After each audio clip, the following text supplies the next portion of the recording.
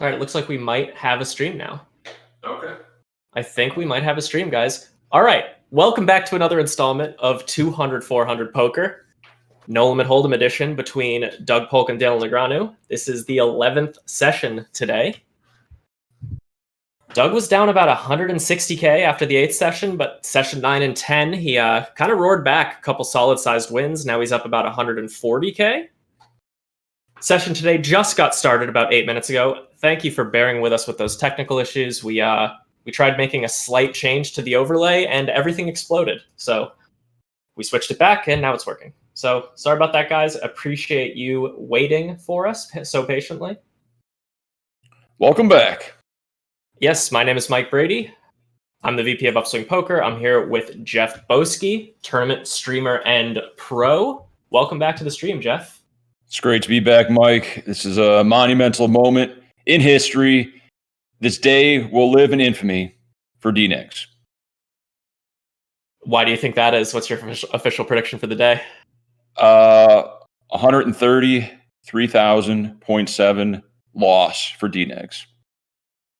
Good. That would be good for Doug. What the people who are here early, what do you guys think? What's going to be the results at the end of the day? Drop it in the chat.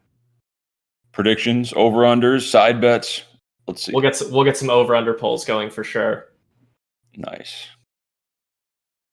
Rayslander says too many people jumping onto that pre-Black Friday upswing sale. Actually, I'm embarrassed to say that the overlay change, you guys are not going to like this. The overlay change was to add like a little flashing ad for the upswing Black Friday sale that is starting tomorrow. However, didn't work out. So not only were we trying to throw an ad on your screen, it ruined the stream for 8 minutes. So I understand being mad at us for that one. It happens, you know. Keep it simple, stupid. That's what they always tell me. That's going to be the approach from here on out, for sure. All right, so there hasn't been too much action so far. As you can see, the stacks are pretty close to even. Daniel's probably up about 5K or so. It's pretty close, though. Daniel with a nice value bet on the right, rivering top pair, getting a street. Check down pot on the left.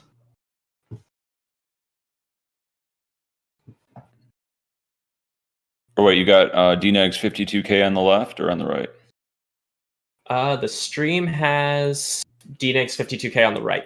So okay. Yeah, that's the right. Change that.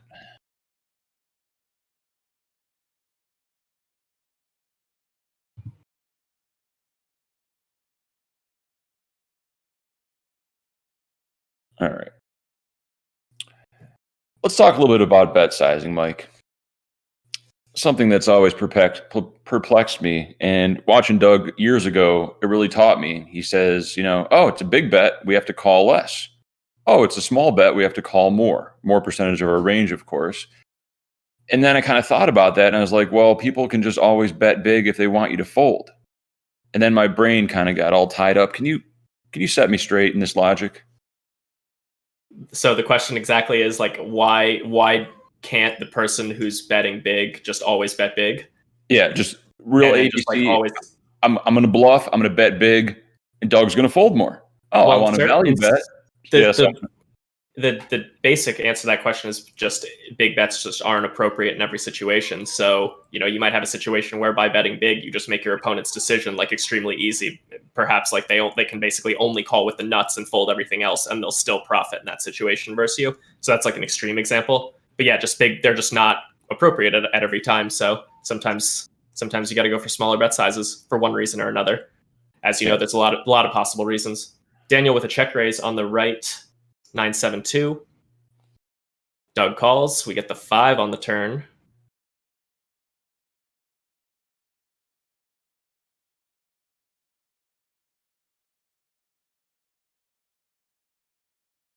But yeah, such a basic strategy could be easily picked apart by a professional. Well, I mean, to be honest, a lot of people do just go for, if you're playing against weaker players, a lot of people do take the approach, have a good hand, bet big. And it actually probably, for those people, it probably works out pretty damn well, honestly. Yeah, get paid. Yeah. If you know what your opponents are doing, you can always make some sort of adjustment. 10-8 versus ace-10. Daniel's caught speeding. Nice hand for Doug there. Daniel with the straight draw, going for the check raise on the flop, barreling the turn. Very reasonable line from him there. He's repping hands like 2 pair sets on the river. Some straights hand like 6-8 could have. Yeah. Single raise pot on the right. Doug Polk on the monotone board. Always interesting. I think in general a 1/3 pot bet or smaller is pretty standard here. Yeah, you're definitely going to see smaller bets on the monotone boards in general. It's kind of along the lines of what I was just talking about, where if you bet really big, so, extreme example, Doug just bets like 10K. Negreanu can just like happily fold with like a 9 or even look like a queen, because like Doug's risking so much to win so little, and he can only call with his flushes, kind of thing. So yeah, in general though, just solvers prefer to go small on those monotone boards with C betting. Get the 4th diamond on the turn. Risk versus reward. Very important concept.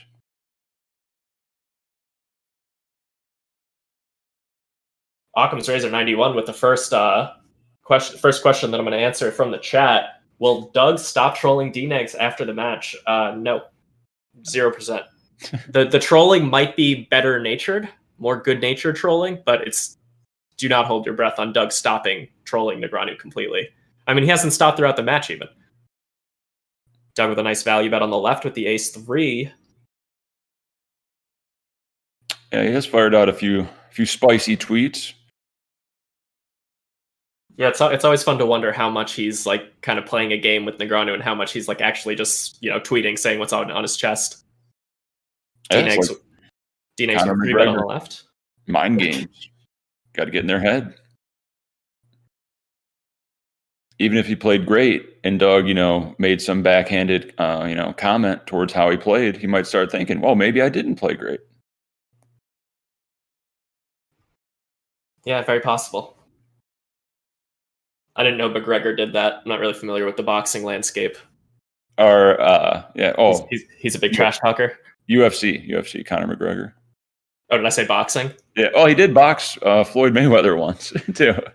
Oh, that's why. That must be why I was kind of confused, because I know he fought Mayweather. Yeah, I bet on that one because everyone said to. Yeah, lock it up. 3-bet pot on the left. Doug 3-bet gets the ace-7-7. Going to be very good for his range, which is why he goes for that small $1,200 into what was that 8K bet. Turn ace. Interesting card, sort of. If you were Doug with an ace here, what would you do? I think.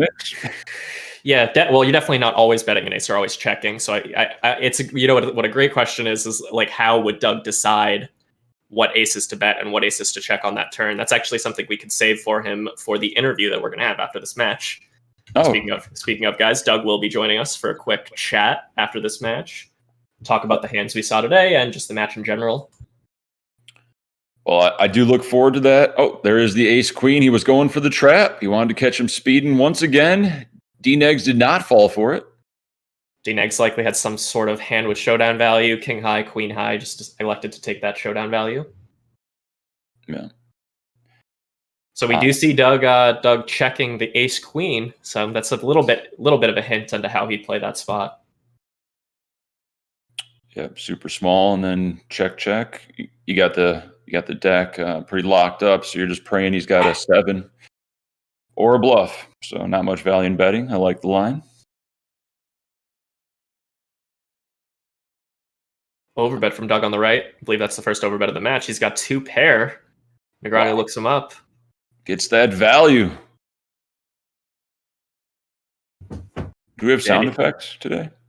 I think they're going to be playing the truck on big pots, but you never know. Daniel with a large C-bet on the left. Queen 9-2. Very large, pretty wet board. Some draws out there. Jack 10 completes.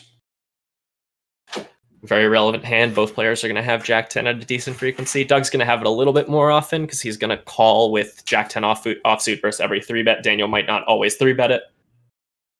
Makes sense. Very small turn bet from Negreanu, setting up a river jam in theory. Yeah, it's tough to bet a size that doesn't set up a river gem with the stack step, huh? This is something you must be used to in tournaments. You just Yeah. get to, yeah, I mean, you could check. Oh, Doug's all in. Wow. Putting Negreanu to the test here. Gets through.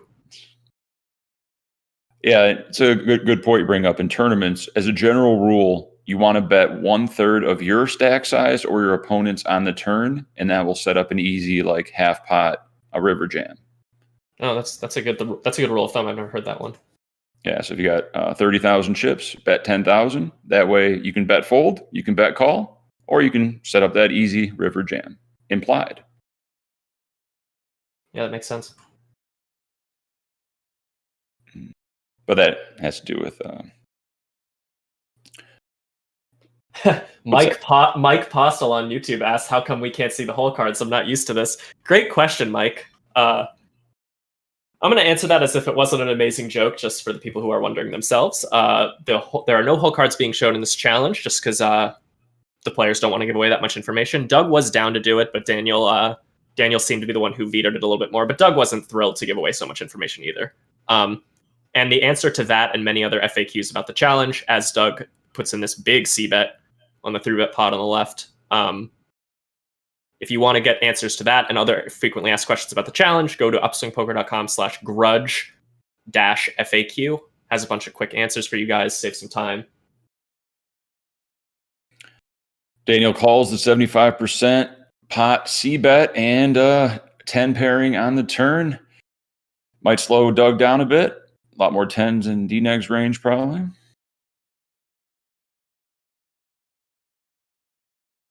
Definitely. Doug would not C-bet all of his 10s on the flop. Daniel would call all of them. Daniel's all in. Well played from Daniel there. Wow. He has a lot of trips that he wants to go for max value with, and a lot of draws that he wants to, push some fold equity with. And he could balance that with the all-in and keep Doug guessing. Indeed. Doug did snap fold. I don't know. Seems like he shouldn't be snap folding ever. Just for a little bit of balance, right? Just like, I'll give you a little sweat, or I'll think about it a little bit. As a viewer, I'm okay with it. But yeah, in a way, like, I think completely optimally speaking, he technically should, tank a little bit. But I don't think that's Doug's style. No. He's just saying, yeah, I got nothing. I'm out. Next hand. I'm not going to pretend I got something. Yeah, and Doug's like a big advocate of like having folds in your range in every spot. Like every point of a hand you can get to, generally speaking, you're going to have folds. So you're going to fold some hands versus a flop C bet. You're going to fold some hands versus a turn C bet, some versus a river, et cetera, et cetera. So like, I bet in his mind, he's thinking something like, well, I have folds in every spot. So me snap folding reveals nothing because of course I have folds in every spot. But in other situations, like where you're playing like a tournament where you have some people who don't know anything about you, definitely makes some more sense to do a little bit of posturing sometimes to increase your EV, just that ever so slightest amount.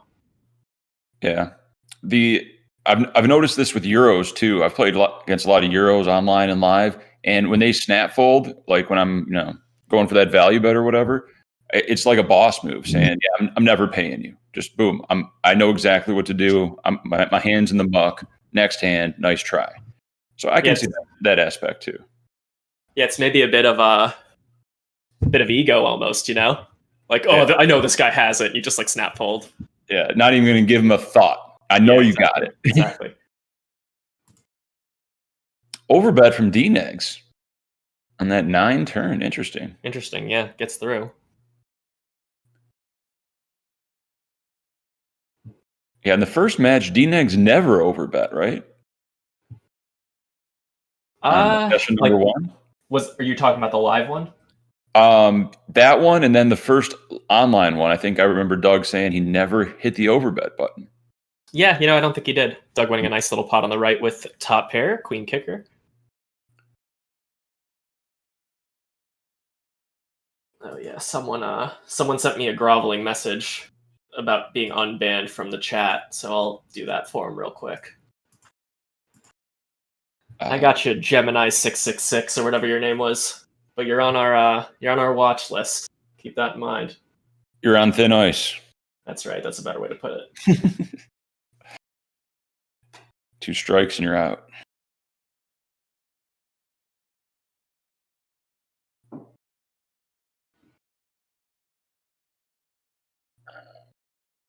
Next with the 75% river bet. He's done this with value quite a bit. Not sure how many bluffs he uses this sizing. In general, we haven't seen so many bluffs from Negreanu. I mean, he's not bluffing for sure. He's bluffing for sure. But in general, Daniel with a nice one with the trips on the turn there. Well played. Yeah, in general, he's definitely been bluffing less than Doug when it comes to showdown hands. Who knows what's actually happening? Yeah. I noticed when Doug spoke at the end of the last stream, he mentioned that he is using something to convert the stacks into big blinds, and that's why he's not doing the 1-3-3-7. That's right. He did say that. I kind of suspected that due to the sizing and the speed of his opens, like how it auto adjusts to 2.6 or 2.7, depending on stack depths. Yeah, but I mean, how hard is it for him to just be like change it so it's 3.45 blinds or whatever, and then that's his bet, and then now he bets 1-3-3-7, and then the fans are happy. He's still doing an optimal bet. I mean, I think he's gonna sneak one in there. Oh, he better. There's gonna be a riot if not. I'm telling you, these people, a lot of vitriol in the community right now over this. We have D-Negs with the check raise after a checked flop, repping a jack possibly or a good 8. Doug does call. Double paired on the river. Kicker's no longer going to matter with those jacks.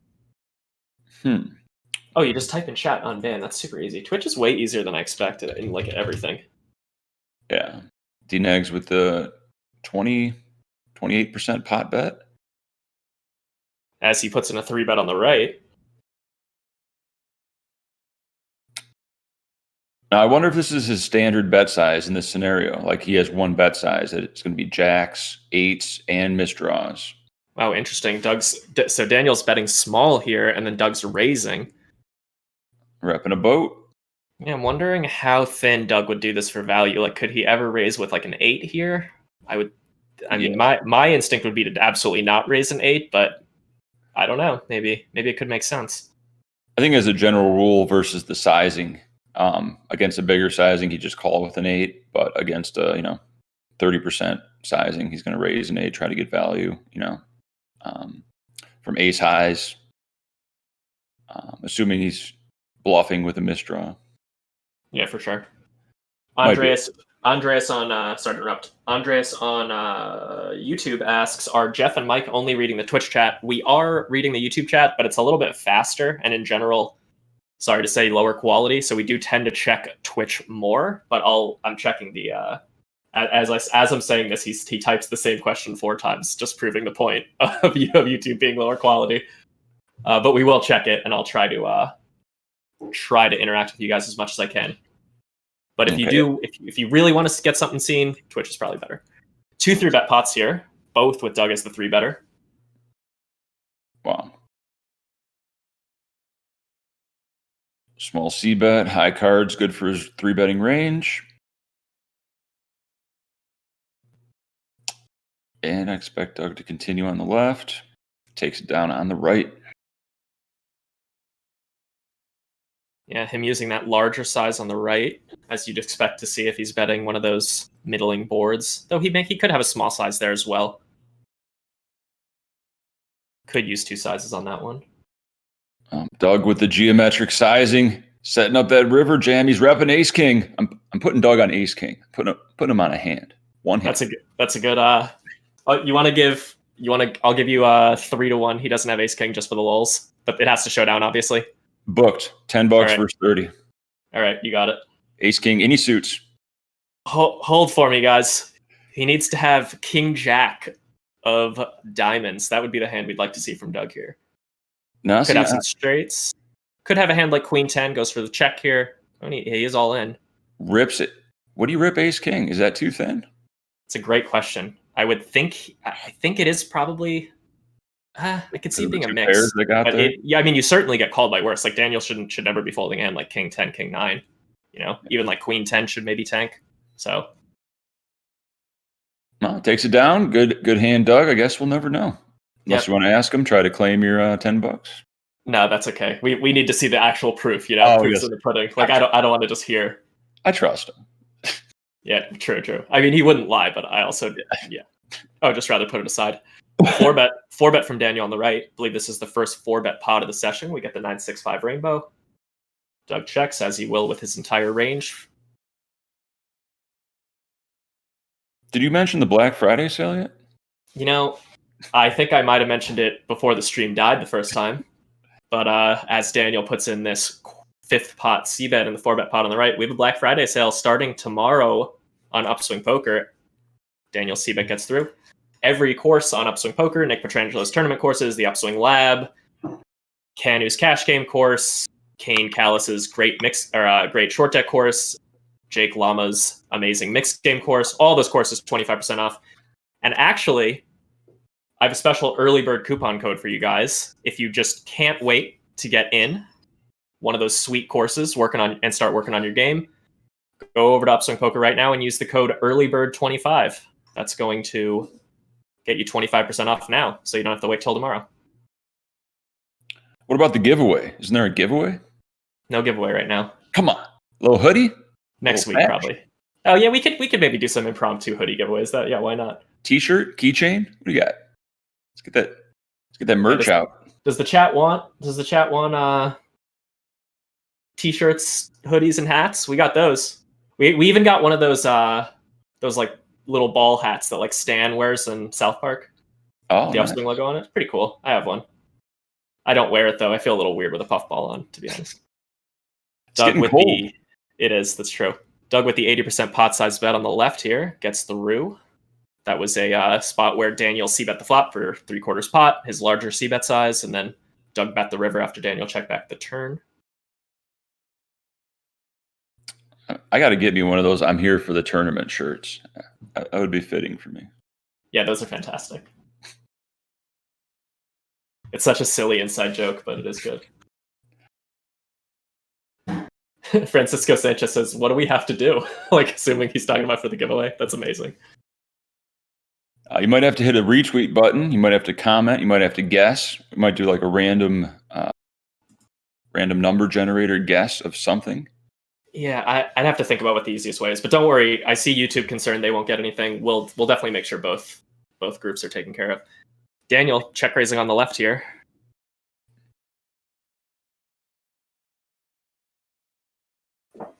My camera's low. Let's see. Okay. All right, Doug does call the check raise. We get the queen on the turn. Probably going to be a decent amount better for Doug. He's going to have like the king queen more often, the 10-9 and the ace 10 more often as the opener. Daniel has the flatter. He's going to 3-bet some of those hands.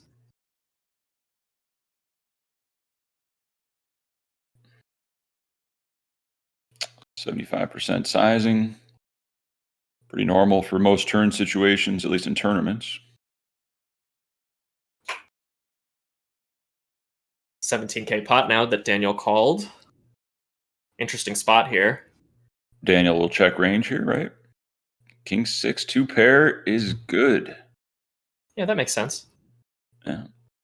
Might be a reasonable hand to just continue betting with on the turn, but checking seems okay. I was pretty curious to see if Daniel would have like a thin value check raise with like a king on that flop, because I know that's something you're supposed to do like sometimes, maybe not on that board though.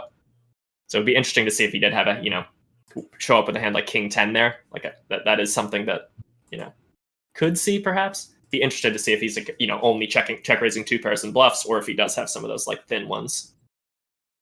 Yeah, I've studied those spots a lot in tournaments. When you defend the big blind and it comes like 8 high facing a c-bet, you got top pair, you just got to check raise it. Right. Yeah, like a huge not quite all. Do you check raise all of them generally, or not all of them? Depends on the other card and backdoor position. Some variables, of course, but yeah, I'm going to ask you about a specific spot because I'm curious how you approach it. But we got a c-bet from Daniel on the right first, 1/4 pot on ace king 8 after 3-betting. Yeah, automatic. See, a lot of these spots are automatic, right? They're just a pure c-bet, 2K, ace high, 3-bet, boom. Good question. I have to imagine there's like some checks, but I could see people playing like a simplified strategy and then just betting it all and like not losing much EV versus like playing perfect and doing some checking or whatever. So yeah, I think it kind of just depends how you approach the spot. Yeah. I know for sure, I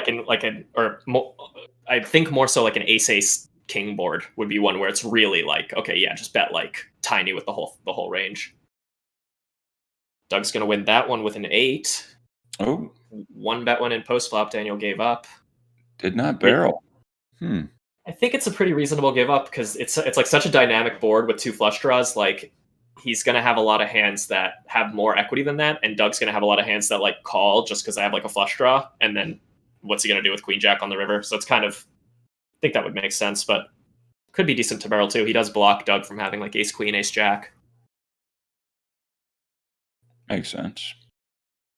Yeah, so that tournament spot. So if you get like an 8 high board out of the big blind, say you're versus like, I don't know, cut off for like hijack, so like medium wide range. Which 8s would you check raise? Say like you're like 20 blinds deep, 25 blinds deep. Which 8s would you check raise and which would you not check raise on like 8, 3, 2, like 2 spades? I think like you said, stack depth is most important. I guess 20, 25 blinds, you just got to check raise and go with all 8s in that spot. And if they got you beat, they got you beat. You know. Oh yeah, for sure. And I mean, if they fold, you like prevented overcards from coming, so it's still a win. Yep. And the long term, don't mess with my big blind equity increases a little bit because they're like, wow, this guy's going to check raise me every time. That's true. That's some advanced tourney strat right there. Or just having a jamming range out of the big blind. That's what I've been doing a lot. Just if I just jam on you every time you raise my big blind with like half my hands or maybe 40% of my hands, you're gonna remember that. They're gonna remember, that's for sure. Overbet from Doug on the left gets called by Daniel. He bet 10K into 7 there. Daniel looked him up with trips. Pretty clear call from Daniel. Interesting to see Doug choose that hand, 10-8. Does block a hand like ace-10, ace-8. Although pretty much every hand is going to block ace combos there, so it'd be interesting to see how he just picks bluffs there. 3-bet on the right from Doug.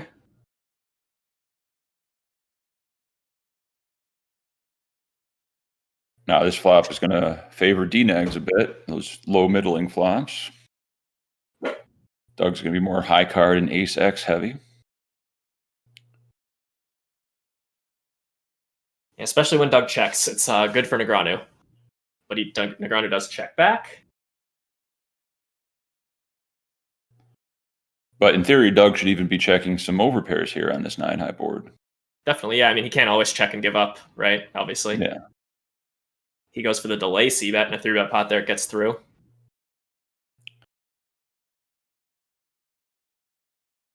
Yeah, that's like one of the first things when my friends told me about Pio Solver years ago, and they're like, "Oh, you bet 30%, you check 70%." I'm like, "How about we just do the best play 100% of the time? You just got the answers. Sometimes I'm not messing it's around here. Sometimes it's close, and that's why you got to mix it."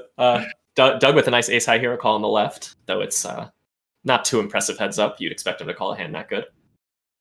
Oh. But regarding that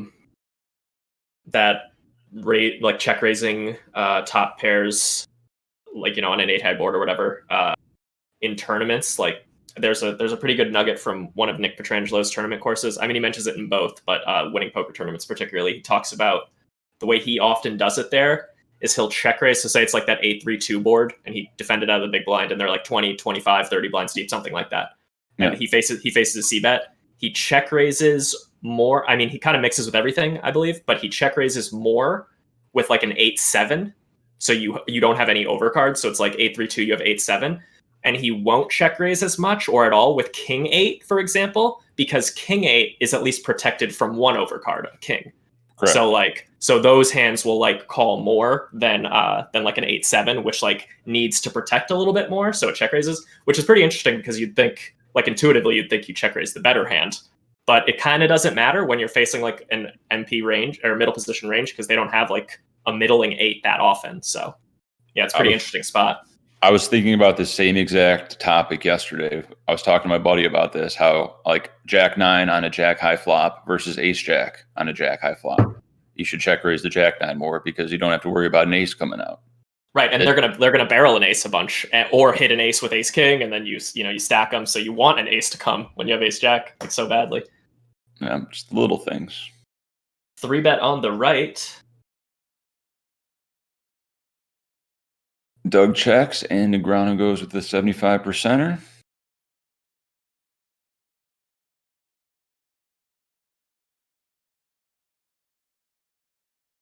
$10 on the turn, completing some draws. Daniel definitely gonna have some queen jack here. So is Doug. Daniel's gonna have some 6-7. Oop, it goes check check.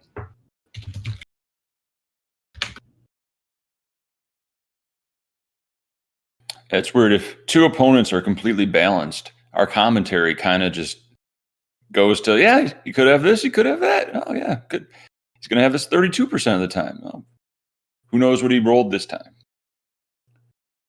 Yeah, we could ask him maybe after the challenge when he joins us for a quick chat.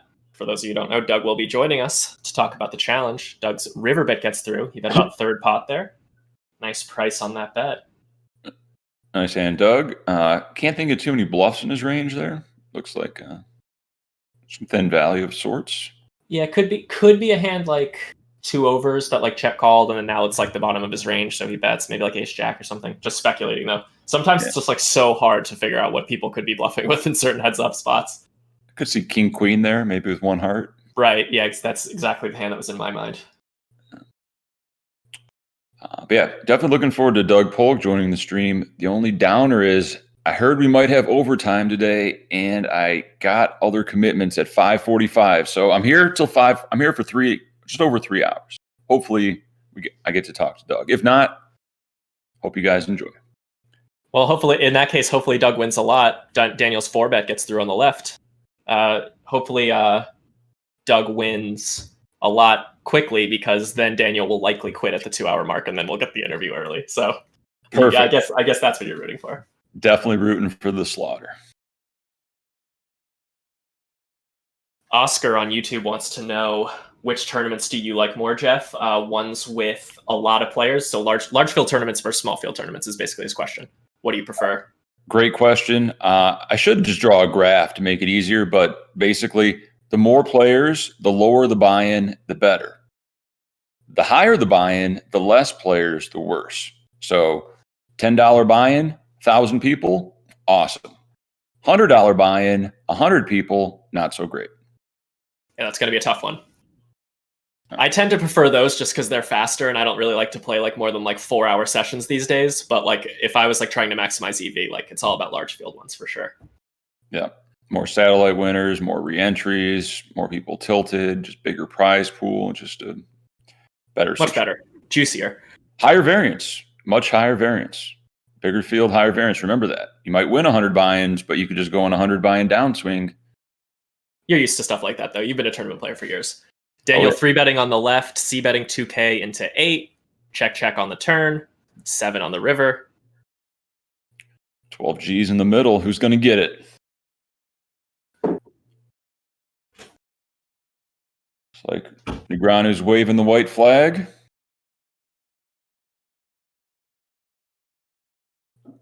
Doug with a 9K bet incoming. Official predicted 9K bet. Oop, very close. 8.3K. Take it.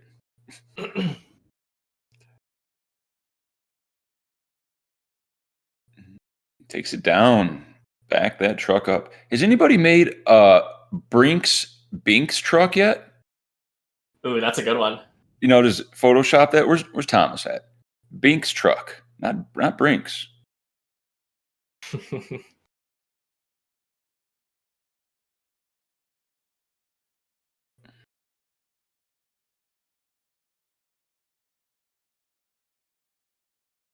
Small bet from Daniel on the right. Gets some good value with the bottom end of this 4-card straight. Nice hand, Daniel. Picks up an 18K pot. John Baptiste on YouTube asks, hey, Mike and Jeff, how do you deal with the anxious sensation that starting a session might make things go worse?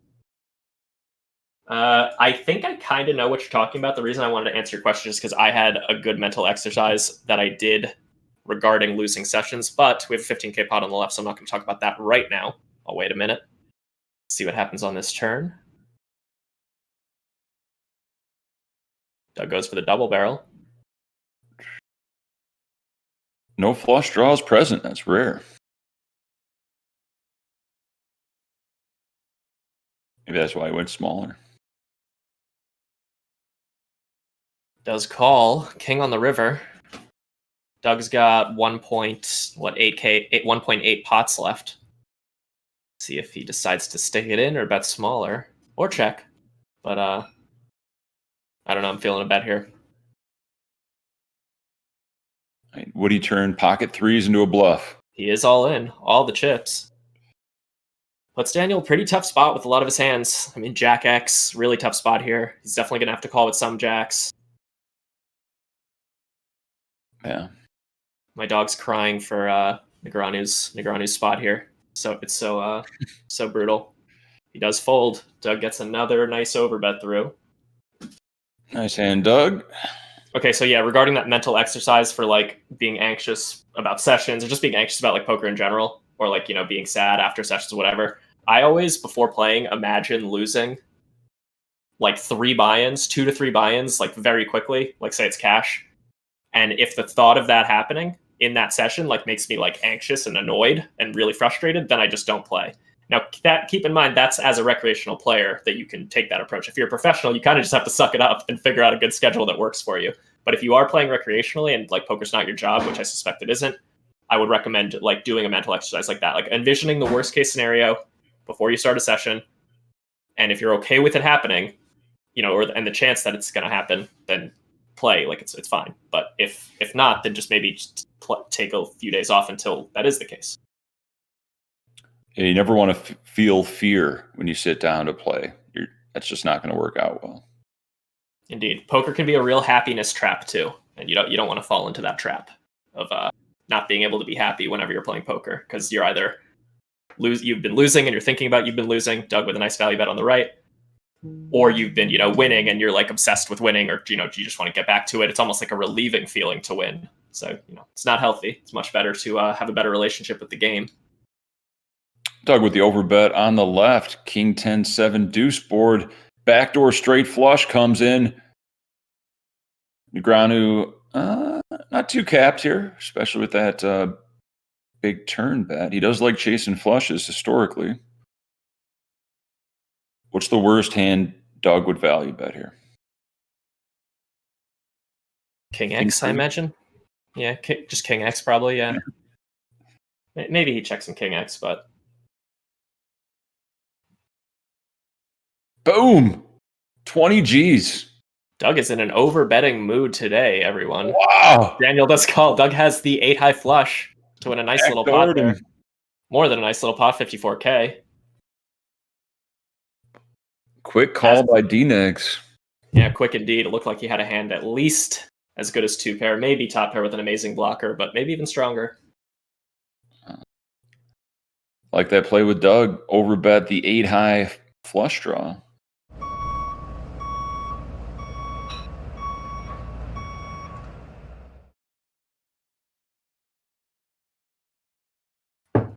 Daniel's going to win a nice pot there with a 7. Picking off Doug. Young man speeding. Very nice. Doug does check raise this ace-high board. Doug Wallace says Doug did a very good job of putting the running hearts out there. I agree. He played the turn and river expertly there in terms of which cards came.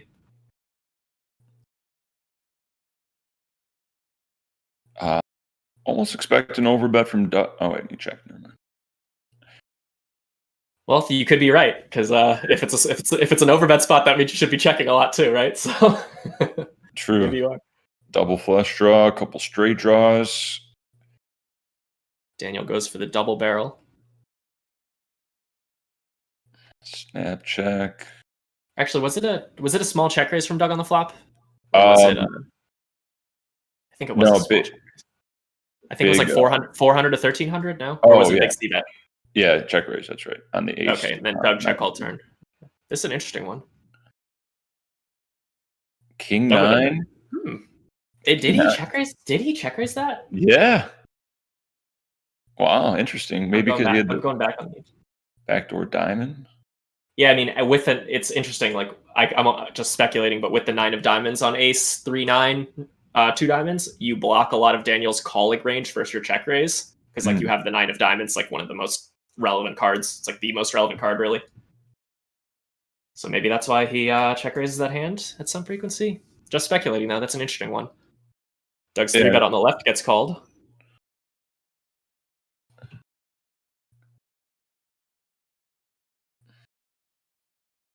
Did they ever figure out why D-Negs wasn't topping up the other day? No idea what was going on there. Maybe that'll become clear at one point.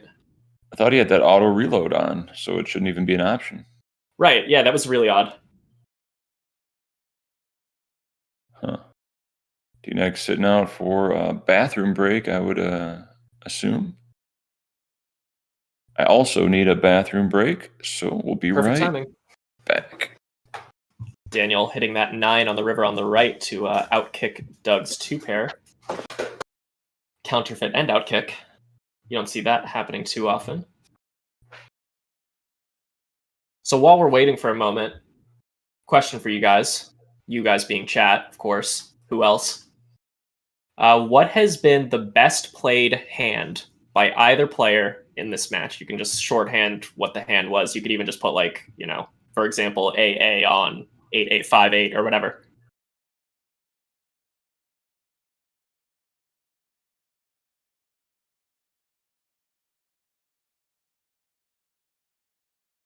The first one, Mr. Senator 08 says, Jack 4. Couple people already saying the King 7 versus King 5 value. Yeah, a lot of people saying the King 7.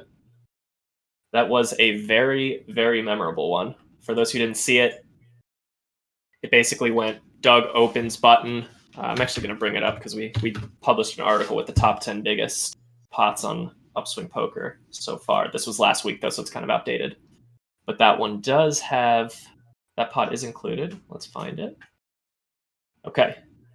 Doug opened to 9-10 with King 7 off. Daniel defended with King 5. The flop came King 7-3 rainbow. That gives Doug top 2, Daniel top pair. Daniel check called twice, flop and turn, on the King 7-3 turn 8 rainbow board. And then Doug's turn bet was an overbet, 5K into 3K. Then on the river, which was a 5, which gave Daniel 2 pair, pretty sick. Daniel checked to Doug, who put Daniel all in for 41K, which was 3 times the size of the 14K pot, 13K pot. And Daniel did call, of course, with 2 pair. Can't really consider folding that one. And Doug won a extremely big pot in a single raise pot. Pretty crazy to see a pot balloon to that size with just 1 raise going in pre-flop, but that's heads up poker. Players are back. Daniel double barreling on the right, check down pot on the left. Shit. Doug winning a small one on the left. All right. Confirmed a bathroom break. Mike, let me ask you a personal question. All right, fire away. What's the deal with asparagus? How's it going to do that to our urine? You know what I'm saying? What's the... Yeah, that is unfair. A little uncalled for. It's so tasty. And sulfur. In my opinion, asparagus is in the top 10 vegetable power rankings, like no doubt. But grilled. That's just me. Yeah, grilled asparagus is solid. I like it roasted too, though. Yeah, you got to cut half of it off. You want like the better half. Don't want the full stalk. But yeah, asparagus, a great mystery that can only be a glitch in the simulation. It's the only way to explain it. How it's so good, or no, the urine smell. Okay, gotcha. Yeah. Interesting. Oh, we have our first complaint of the day of biased commentary on Doug's YouTube channel and Upswing's Twitch. Love to see it. Welcome to the stream. Hope you enjoy it today. First time, I guess. Biased commentary? I mean, it must be his first time here because this is like common topic of discussion. Doug with a nice value bet, 2 pair on the left. Queen 5 suited, very nice. Went for the pot size bet on the river, got the full value. Plonge asks, and he was asking this on YouTube over and over again, and then he moved over to Twitch to ask it over and over again, so I got to answer. Do you think Doug has an advantage betting these somewhat strange amounts, unlike Daniel betting round numbers most of the time? I do not. I do not think that there's any advantage there. I think there might be an advantage. It might indicate an advantage that Doug might be more precise with his bet sizing and strategy in general, but just the element of this is a round number and this is like a not round number, no, doesn't impact it. That 35 cents throws him off every time. Yeah, Daniel's like, wait. What's he trying to do? Hipster sizing indeed. Well put, Sanghan.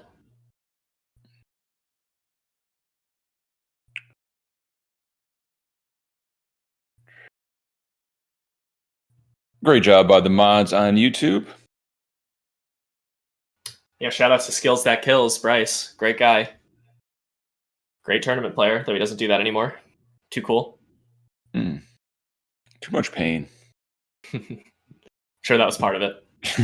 He did pick up a scoop title, and I think he pretty much went out right after that. So that's the way to do it. That's the way to do it. That's why I tell everybody that gets their big first tournament score, I'm like, just quit. I know it's going to be tough. I know you think you're sweet. Just quit. Yeah, I mean, it's impossible, right? Like, how much has that advice worked? You climbed Everest. Don't do it again. Daniel winning a nice 8K pot on the right with a 4 on King 4 XX.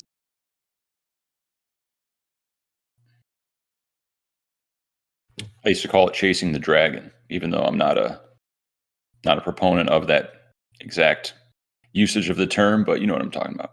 Yeah, for sure. It's a good comparing tournaments to drug addiction is actually like pretty on point. Like, I mean, it's not quite as destructive, but can be. Yeah. My friends used to say I was addicted to tournaments 15 years ago, but I was winning a lot of money, so it wasn't really a problem. Right. If I wasn't winning money, it would be a problem. It's weird how that works. That makes a lot of sense. It's a good hobby addiction if things are going well. 6.3K pot on the right. I'm assuming this went check raise by Daniel on the flop. Could have been a large C bet from Doug, though. I'm not sure. I missed it. I have not done heroin chat. Never will. Thank you for your concern. Yeah, fade heroin chat. Fade it. There's no hope with dope. Oh, it was actually an overbet on the right from Doug on the flop, 2,200 into 1,800, and then now he's potting it. Doug with these sizes, man, he really puts him to the test in a lot of spots. Never know what to expect. 5 completes the straight draw. This is definitely going to be a better card for Doug because Daniel's he might play 9-6 like this, but Doug is definitely more likely to play 9-6 like this as well as 6-4. But Daniel with 2 pair. Top 2. Not going to matter. Daniel's going to win a nice pot. Setting the trap. Check call. Okay.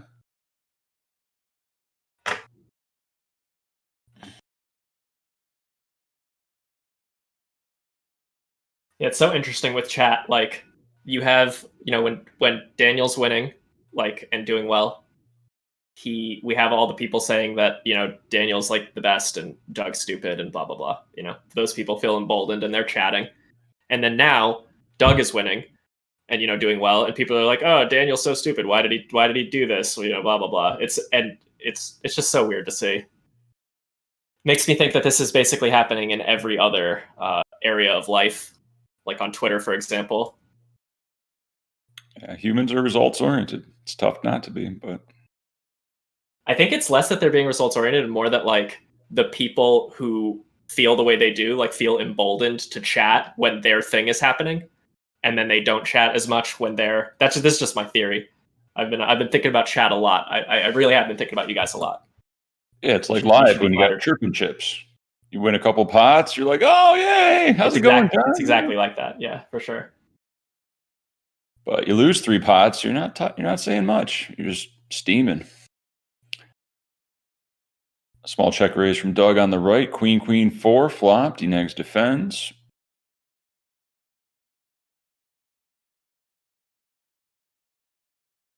Daniel calls.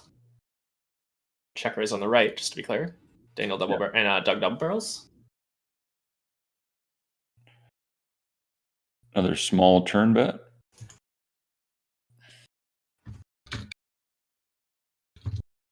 So is this where Doug bombs it? Is this where Doug's like, I got a queen or I got nothing? So let's just pot it.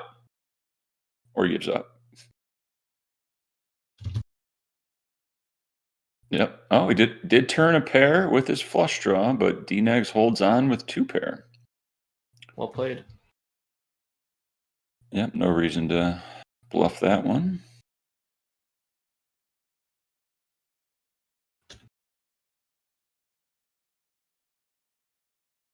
Are we ever going to have official stats of like 3-bet percentages and stuff like that? Maybe after the match, someone will import them. I know a lot of people are like saving the hands in one way or another. Okay. In some cases, like manually, so it's possible.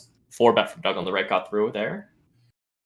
Yeah, I'd like to see like fold the 4-bet, call 4-bet percentages for Doug and Daniel, and just see how they differentiate. Yeah, that would be very interesting to see. When Doug tweeted that Daniel's doing a pre-flop strategy that, you know what I'm talking about? He said like no solvers ever attempted or no humans ever played. What was he talking about? Specifically, Daniel's flatting of really big hands versus single open. He flatted queens versus an open, just like called Doug's like not raised to 9-10, and he just flats queens in the big, which is like something that, like Doug said, like a solver would never do it, like literally 0%, or not actually literally 0, very like essentially 0%, negligible amount that you're not supposed to even worry about. And then like high stakes heads up players or like any of the top heads up players, they would never do it. So that I mean, he's making a decent point. And then I think I heard there was an ace king off and an ace king suited that he flatted as well. I only saw one ace king, and I don't remember if it was off or suited. So I'm not going to attest to there being 2 ace kings, but there might have been. There was 1 or 2. I think I just saw 1. Interesting that he'd want to balance his defending range with those premiums, but I can see it. Yeah, maybe that's what he's thinking. And in reality, that was just Doug winning a nice pot there, out pipping Daniel with a pair. Wow. In reality, it's just like it doesn't really add much to his game to flat those hands. Like it doesn't really add much benefit. Like maybe he wins a little bit more versus Doug barreling, but it's not. It's pretty negligible. And what he does lose out on is the EV of 3-betting and making the pot bigger with a good hand and possibly getting it in pre-flop or whatever it is. So like sacrifice like the upside of like deceiving Doug a little bit and being like, ooh, he can have queens and ace kings sometimes. That's far canceled out by the fact that the pot's smaller, he's getting less value, he's not denying as much equity, he's not stacking the hands that he's supposed to stack pre-flop, like all that. So that's why is specifically the pre-flop flats with those hands. But we haven't seen Daniel do that in a while, so it's possible he was just like, I mean, I kind of think he was just fucking around, like he was just trying to like get in Doug's head maybe or something. I don't know. Could have even been a misclick, who knows? Like 1 or 2 of them. Yeah, I wonder if the benefits of flatting those outweigh the benefits of having more premium hands in your range when you 4-bet, or when you 3-bet, that makes your 3-bet range a little bit weaker. Sometimes that's true. I flatting didn't even think about that. Yeah, that's a good point. I think it's just easier just to be like, okay, here's my 3-bet bluffs, here's my 3-bet value. Good luck guessing.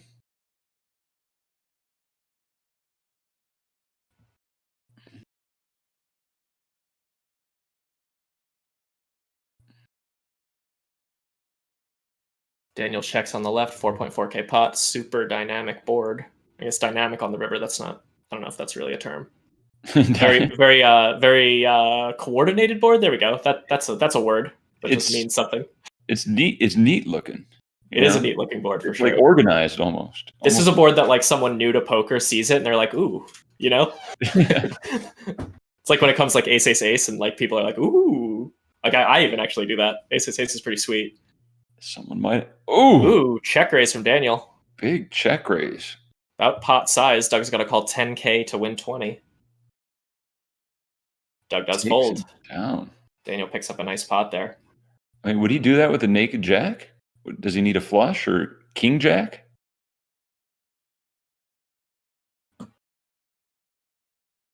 Ace of spades. This isn't Omaha, Daniel.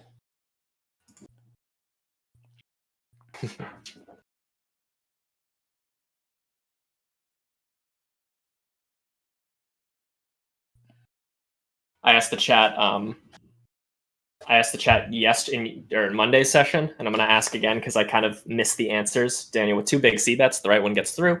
So I'm asking this question again to you, chat. Some of you will have already been asked this. If you could play anyone heads up, anyone, but let's say they have to be connected to poker in some way. You could play anyone heads up for any stakes. Who would you play and at what stakes? It could even be like an actor who plays poker or something, like whatever. But it can't be like, I mean, someone said like a politician, 1 million, 2 million. It's like, okay, good answer. Let's try to get actually a little bit creative here.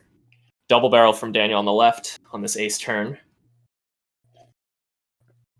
Well, I think it's going to be divided between the experience and the profitability of the opponent. Yeah, that's what you would think. You either pick low stakes versus a really good player, or you pick as high as you can afford. Ooh, Doug winning a nice pot there with just a 9, calling 2 barrels, check on the river. Yeah, or you're picking someone like really bad and playing as much as you can for. In theory, that's how you approach it. Yeah, but they take different approaches. See, I think for that one, I would choose Shaquille O'Neal because he seems like a hell of a guy to hang out with. It'd be a fun match, and he's probably horrible, and he's got a lot of money. So I would just liquidate all my assets and play Shaq heads up. Amazing. Would be a good spot. Even if I lost, it'd be hilarious. Fucking Shaq. Daniel with the turn bet into Doug's check back. On the left here. A lot of draws in Daniel's range for sure going into this river, and all of them brick out. But he certainly has some 7x and Jack X to value bet as well. Let's see how he approaches it. Yeah, Shaq 2K, 4K. People are agreeing with you. Daniel, I don't think Shaq plays poker, which is another reason I'd want to play him. Yeah, it can't hurt.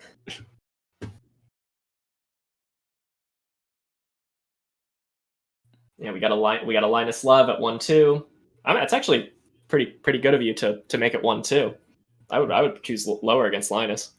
Yeah, but maybe you want it to just like be a significant amount, so you care. That's pretty reasonable.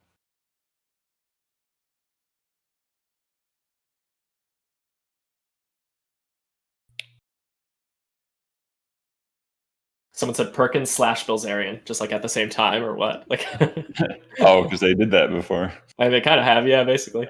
Kind of. Any update on the Polk Bilzerian heads up match for 20 million? Not that I know of. Doug did talk about that a little bit when we talked to him on Monday and in another interview about the challenge like last week. But I'll take the under on that happening. But fingers are crossed. Nice value bet from Doug on the left with the 8. Gets called by Daniel, who has hands that we will never know. I think they'll negotiate some terms. I think it'll be a net positive for both of their brands. Connor Donahue wants a shout out from you on YouTube real bad. Who?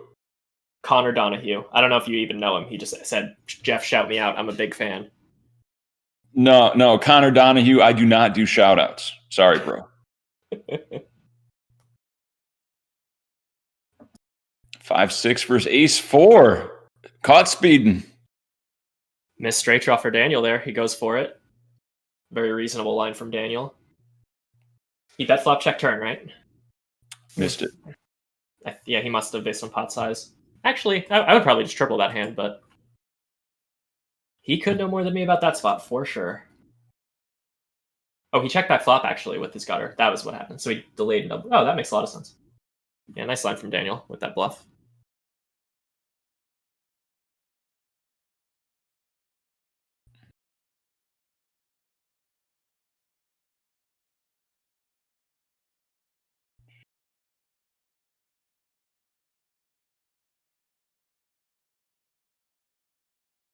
I saw you talking about the upswing free content. That's very nice of you guys. I get how it's a nice marketing, get their feet in the door. But I'm just amazed at how much free content there is out there. When people message me like, how do I get better at poker? I'm like, well, start with the free content first before you start paying. Once you like the site or whoever's presenting it, then you pay, take the free sample first at Costco. Yeah, and I mean, that's our approach at Upswing Poker in general with our business is overbet from Doug on the right here. About 1.5x pot gets through. The approach is, we make a lot of free content, make a lot of content in general, including like Doug's YouTube channel is a big part of that. And then we have like 450 articles on our site about basically every poker topic under the sun. We're running out. We're starting to just write articles about individual hands now, like how to play tens. It's pretty funny. Daniel winning a nice pot with the 8 there on the left. And the idea behind Upswing is, we're giving you guys, free content. And if you spend your time on it, we want our free content to be worth your time. And then if, that's to sort of grow our relationship and trust with each other. And then hopefully, you trust us enough to give our courses give our courses a shot and improve your skills that way. So we got some world-class players teaching them. Yeah, I always recommend, just as a go-to, all of Doug Polk's YouTube videos, all the play and explains, the hand reviews from high-stakes cash games and stuff. I think that's just a good way to start looking at the game. And if you want to take it to the next level, it's there for you. You're just going to learn at a higher rate from the site. You're going to learn quicker, definitely, more efficiently. But it is good to get that low-hanging fruit for free because, learn the most basic stuff for free. You might as well. Doug's 3-bet on the right got through, and we got a 3-bet pot on the left here. Yeah. What were you going to say, Jeff? Something about free content, I think. Yeah. It's just get your feet wet, get a little taste, and if you like it, continue. If not, there's plenty of other Twitch streamers or training sites to choose from. For sure. Go with which one's best for you and, fits your time allocation and your budget. For sure. Speaking of that, guys, as we see the 16K pot go check on the turn, Black Friday upswing sale happening starting tomorrow. Stream Hunter, don't bring up the thing. Let's just roll through it. I just want to mention it. Starting tomorrow, 25% off everything. Ooh. And he brought it up. All right, sorry about that, guys. There's a 3-bet pot happening, so I didn't actually mean to have that come up. Oh, Daniel bet 12K. Okay, you saw it. We're good. Daniel bets 12K on the river. Doug's tanking now. What's Daniel repping here? Good 2-pair. Yeah, it could be a hand like I think 10x is even a decent value bet here, like ace 10. I mean, Doug's basically never going to have that beat, so I think that's probably the bottom of his value range, something like that. Certainly have a hand like a 6 though, or a missed straight draw. Yeah, a lot of missed straight draws. 7-8, 7-9, 8-9. OG Loch Ness says Upswing Poker TN. Appreciate you getting that trademark in there. Help me go from 1-2. Oh, he went to lower stakes. That was actually a good joke. 1-2 to 50 cents a dollar in record pace. But someone else said course is unreal. Darren Mick. Gone from playing 2 NL to 50 NL in around 4 months. We have had a lot of people like that. Start at very micro stakes, take in the lab, learn the basics, and get up to some more reasonable micro stakes, 50, 100 NL. 100 NL is solidly low stakes in my opinion. Yeah, games are getting tougher. You got to step your game up. Yeah, and if you don't want to mess around with solvers, getting a course where the coaches do the solver stuff for you is a good move, and that's what our courses are kind of all about. But you can also work with solvers alongside them. Can't hurt to work on your own game that way. Doug with the river raise here on the right. Oop, he's got a straight. King 5. Daniel does pay him off for a 10K pot. Very nice. Speaking of the Black Friday sale, you can actually take advantage of it right now if you want. We have an early bird coupon code just for this stream. Early bird 25 if you want to go get 25% off right now on the site. Go ahead. Every single course that code will work on.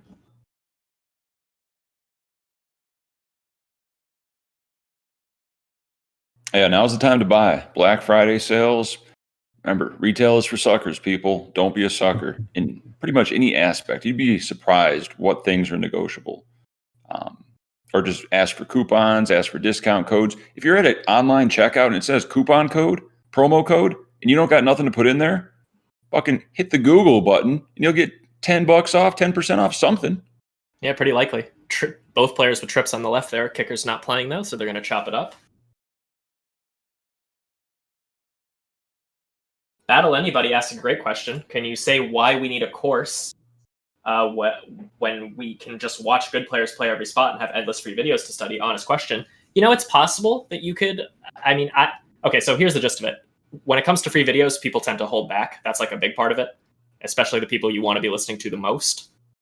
When they create a course, they have incentive to not really hold back, at least not to the point that it's relevant for you guys. In some cases, I know our coaches will sometimes protect some information because, for example, Nick Petrangelo doesn't give away everything about his game because he's playing 100Ks all the time, but he does give away everything that's sort of relevant to people who are working on their game at the beginning and intermediate players. So it's just basically the next step. If you're working with free content, you feel like you're improving your game at a solid pace, keep doing that. But if you feel like you plateau at some point, that's when you can maybe consider a course. Or if you just start early on and you sort of want a shortcut, keep in mind there's no real shortcut. You always got to watch videos, think, do work in a way. There's no true shortcut. But if you want a little bit more of a shortcut and doing work on your own, course is a great option. And we have a lot of great options over at Upswing Poker, and they're 25% off starting tomorrow. Or right now, if you use the coupon code EARLYBIRD25, 8K pot on the right here. Flop was weird. DNAG C-bet, Doug check raise, and Doug put in the 3-bet. Or DNAG's put in the 3-bet. Doug called, check, turn, and we're here at the river. I think DNAG's is just clicking buttons with that flop. 3-bet, I don't think that's a thing, is it? Saying, I got an ace. You don't got an ace. And he gives up. Boom. Nice hand, Doug. Yeah, it's definitely not something you're going to do often, 3-bet versus that check raise, but it could make sense. He remembers when Doug did that to him with the king-9 with that middle pair. He's like, oh, no, you're not punking me with middle pair here. But it did not work out. Doug was sticky and took it down.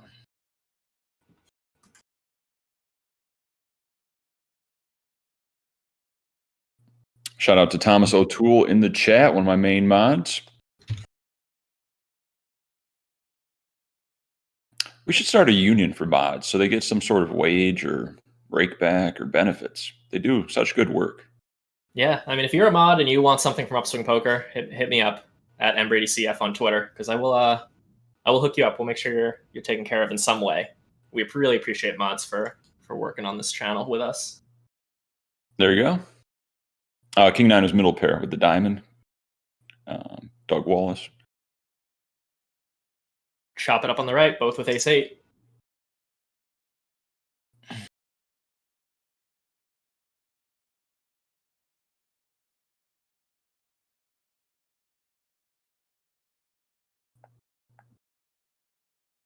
What are you doing for Thanksgiving, Mike?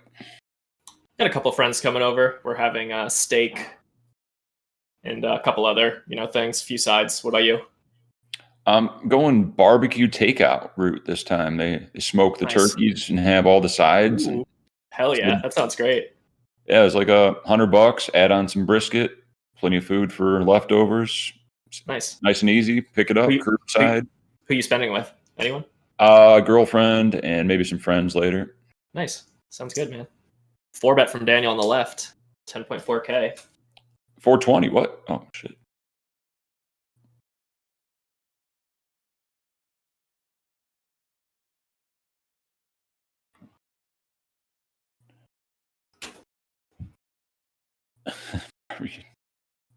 No asparagus, no.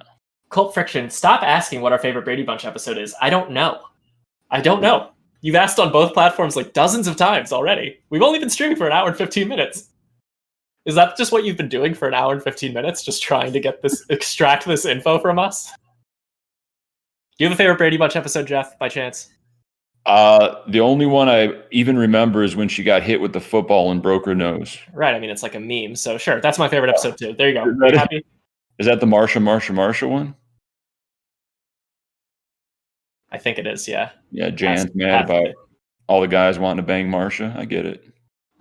Base4 chat has finally broken Brady. They really did. Oh no. Now I'm Mike Brady on the stream as well. Copy pasta you? No, my actual like video for a moment there was Mike Brady from the Brady Bunch. Video for what? The dad. My video on the stream, the webcam. Oh. The stream runner just overlaid the character who of my namesake. Oh, who I was named after.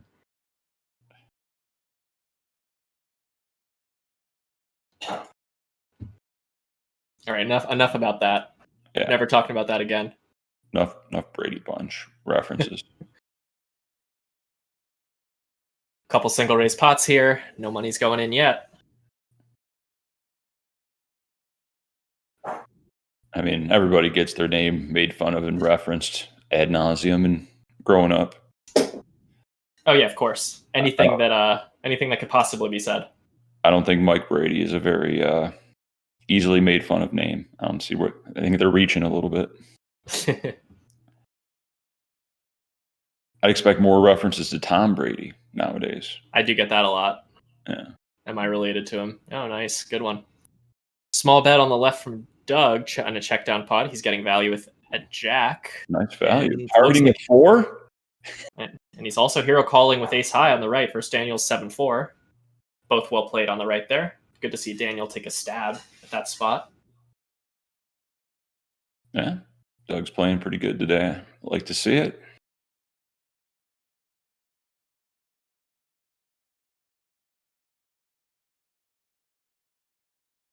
Part of me still thinks Doug is going to tank the match approaching 12.5K hands, just so he's down a little bit to continue. But we'll see how that plays out. Indeed we will. C-bet from Doug on the right gets called.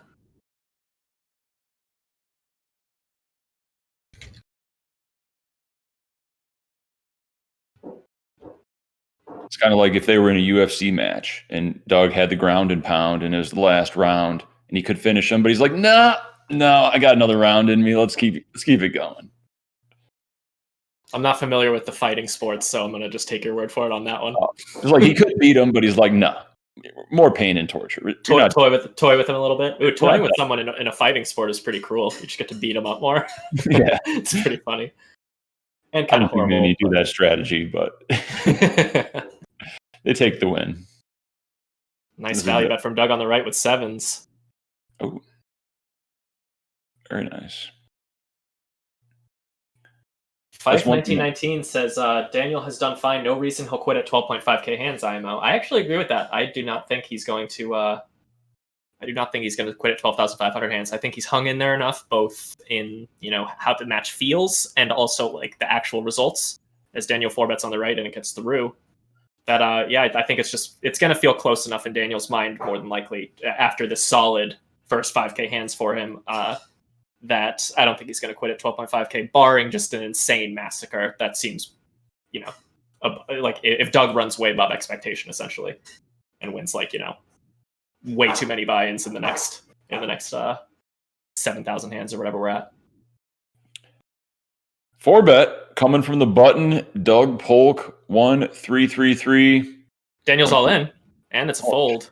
Snap folds. Daniel picks up a nice pot there. Snap folds. That was a bluff, apparently. Yeah, he was ready. That's a spot where snap folding is just the polite and correct thing to do, because there's no hand you should 4-bet and be like, wait a second, now what do I do? Like you know when you 4-bet, like, all right, I got 10s, I'm sticking it in if he shoves. But yeah, you got to have a plan. I mean, if you don't have a plan, what are you doing? Yeah, exactly. I used to get tilted playing live tournaments in Vegas when someone's tanking in like the most routine spot ever. I'm like, you didn't expect this to happen. You raise the button, big blind shoves 10 blinds. But, I mean, the good thing for you is no, they didn't. They're not someone who thinks ahead. And then I call a clock on them and they get mad at me. And I'm like, you got to be mad at yourself, bro. You got no plan. And the clock's ticking down and I'm the bad guy. If you ever said that, I bet they loved you. Oh, no, they hate me. It's fine. But they're less likely to tank in the future when you make a spectacle out of them. So it kind of solves itself. Yeah, that makes sense. Someone asked if is Jason 2890 asks, is he able to quit? I'm assuming you mean he is Daniel, but either player able to quit at any point after 12,500 hands, or is it 12,500 or 25? It's 12,000 or 25. So if Daniel or Doug, whoever's losing, says let's keep going at 12,500, Doug with a full house on the left winning a nice pot. Overbetting the river, 1.5 pots gets paid off by D-Negs. You'd love to see it. Back that truck up. 3 streets of value there for Doug. Nice pot to him. Yeah, at the 12, if the person who's losing decides to go on at 12,500, they are playing 25,000. There's no, it's like another milestone. It's like there's no quitting at like 13,500 or whatever. Yeah. But wasn't DNegs incentivized by Bill Perkins to play the 25K? Some 10 to 1 He was. odds. I think he got a 10 to 1 bet. Mike McDonald asks, shout out to Mike McDonald, great guy. Pokershares.com. Check out his site where you can bet on poker stuff. It's pretty cool. How many preflop all-ins have there been across the whole challenge? I want to say, assuming you mean calls, like no jams and folds, it's like I want to say 4, 5. Not many at all. Wow. Interestingly, the first session had like 2 or 3. It had like an ace queen versus queens and a tens versus queens, I think. But we haven't seen many other than that. There was even a spot where they definitely could have gotten it in pre. It was tens versus ace king, or queens versus ace king. And Doug, I assume, had a low frequency flat and decided to flat queens versus the 3-bet. There's no way he does that every time because he's also 4-betting them. In another hand, he stacked Daniel queens to tens where he 4-bet, I believe. And so he's definitely only flatting queens some of the time, and he did flat queens versus Daniel's ace king of spades, and they ended up getting it on the flop anyway. It was 8, 7, 6, all 2 spades, so they got that. Daniel won that one. So that kind of felt like a pre-flop all-in, but it wasn't. Yeah, fake EV all-in, red line. Yeah, exactly. They had like the same equity they would have had pre-flop if they got it in.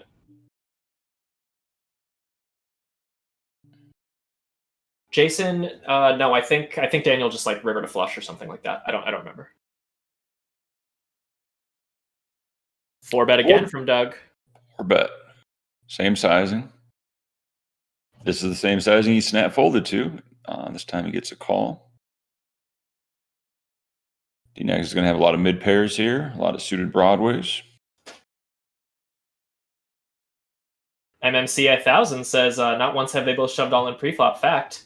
That is incorrect, but thanks for weighing in. Open jam. Doug checks back. Ace king, ace 5. What's he repping?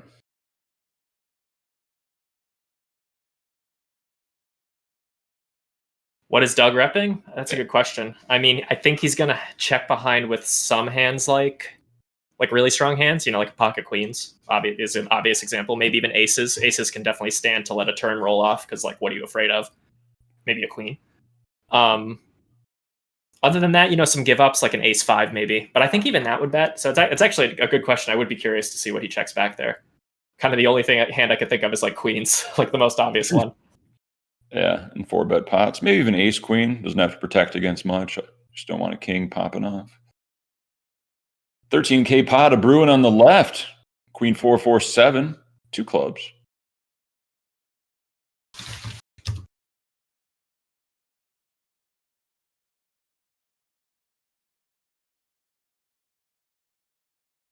Yes, battle anybody. You are right. There was a kings versus jacks all in pre. I believe that was the case. That was all in pre. Pretty sure. Daniel with a nice bet on the turn, 10K into 13K getting through. Winning a nice size 13K pot.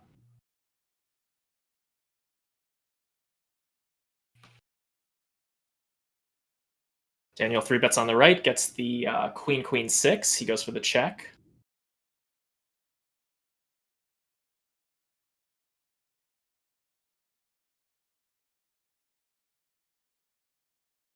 Nicholas says Doug is up way more than 60K this session. Check your math. Share your math with us, bro. But drop your math in the chat. Help us out if you know. We're just estimating. Seems about right. Check raise from Daniel. Pretty draw heavy middling board.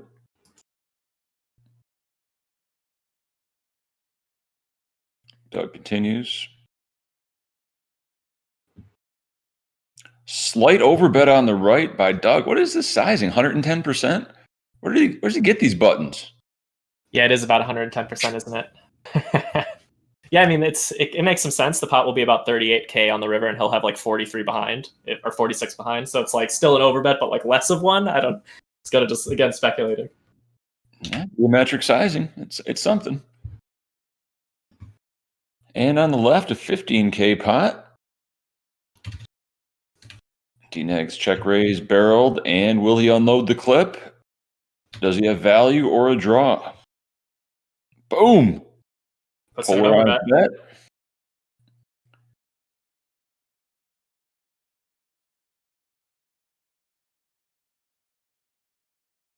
Would Doug just call with a flush or min raise it all in? I think it depends on the size of the flush. I think he's raising like the king high flush for sure. Queen high flush maybe. It also depends on like the second card because like for example, queen 10 of clubs is worse than like queen 4 of clubs because you have the 10 of clubs, so they can't have like a 10 high flush. So yeah, could that's going to matter a little bit though. I think he'd probably shove all queen high flushes too. D next takes it down. MB Doug folded probably a 2-pair type hand.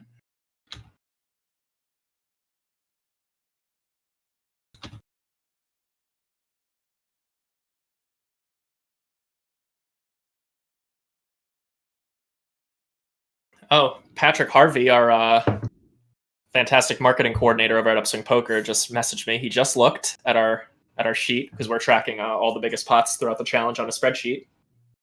Only 4 pre-flop all-ins. They were queens versus tens, ace queen versus queens, kings versus jacks, and tens versus ace king.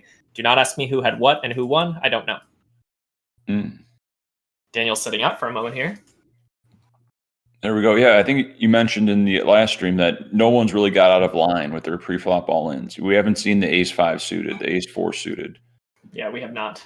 Definitely not. We have not seen any 1-3-3-7 bets today, guys. Sorry about that. Mick had just asked. And by the way, we're having a slight schedule change this week. The next session is going to be on Saturday at 2:30, same time, 22:30 GMT. Not Friday. They're going to take a day off after Thanksgiving. We have a special stream for you that day too. On Saturday, we're going to have Jamie Kerstetter and Nick Schulman. Great commentary team. Should be great. Hope to see you guys there for that one. Yeah, Schulman's great. Love his what's the word? His ability to articulate his thoughts. He's fantastic at phrasing things to phrase it poorly. Yeah, he just did that interview with Tom Dwan. You see that? I didn't watch it yet, but it's come up on my YouTube a bunch. Yeah, it's pretty good. It was good. How long was it? Like 10 minutes? Yeah, just a couple 10-minute segments. Asked him about big Macau games and. Cool. Yeah, that's something I'm pretty interested in hearing his insight on, or at least what he wants to tell us about. Just like, hey, what have you been doing for the last 10 years, bro? No kidding. It's crazy. He's been gone for that long. Yeah. Even asked him about the dungeon. I think he asked him about the sweatshop. No. Yeah. It was like he's reading questions from the internet because I think Seriously Serious put up the thread on 2+2. Ask Tom Dwan your question.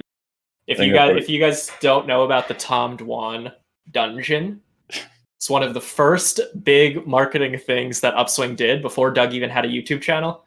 It's really funny. I think it was before he had a YouTube channel, maybe like right at the beginning. Google Save Tom Dwan, and it'll be the first video up there.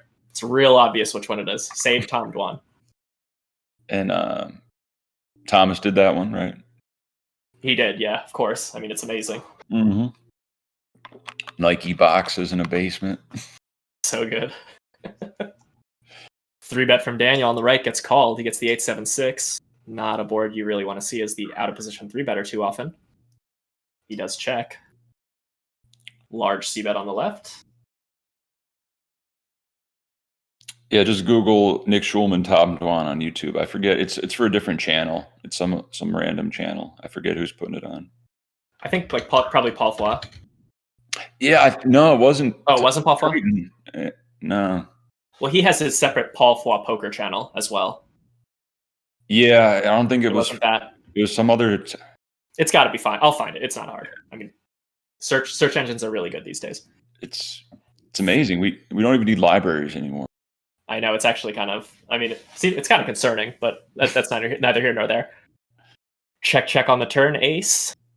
Doug bet the flop one, check 2 here on the right in a 3-bet pot. Turn 1, check. Daniel's probably going to have a lot more ace highs than Doug, considering the flop action. And he puts out a 10.4K bet.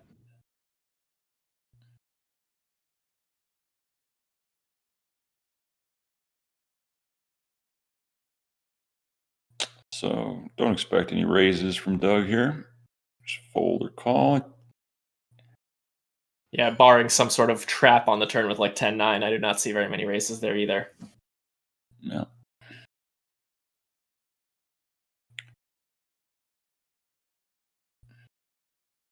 I think Doug had a good reasoning behind his overbets when you asked him about that last time, where he said, yeah, usually if the other guy checks at some point in the hand, the range is pretty capped. Then you can hit him with the overbet, and they're in a tough spot. Right. It's tough to play your hand in a way that you're not capped generally, unless you're taking aggressive actions. Yep. That's pretty tricky. That's why you got to mix in some slow plays. Yeah. Let's cut out this one copy pasta that's like really spammy and like the words are separated. Don't do that. We'll start timing people out for that one, guys. Yeah, I just have YouTube chat open. I don't have Twitch right now.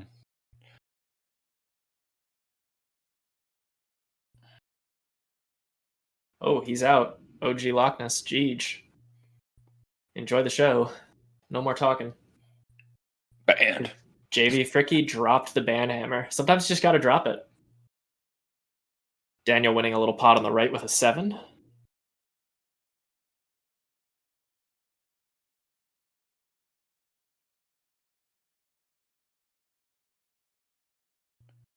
I just learned it was copy pasta, by the way, so I'm missaying it. I know. What are you going to do? Daniel with a full house on the left. Did he overbet there or just bet big? No, just like 3/4. Nice one from D-Negs.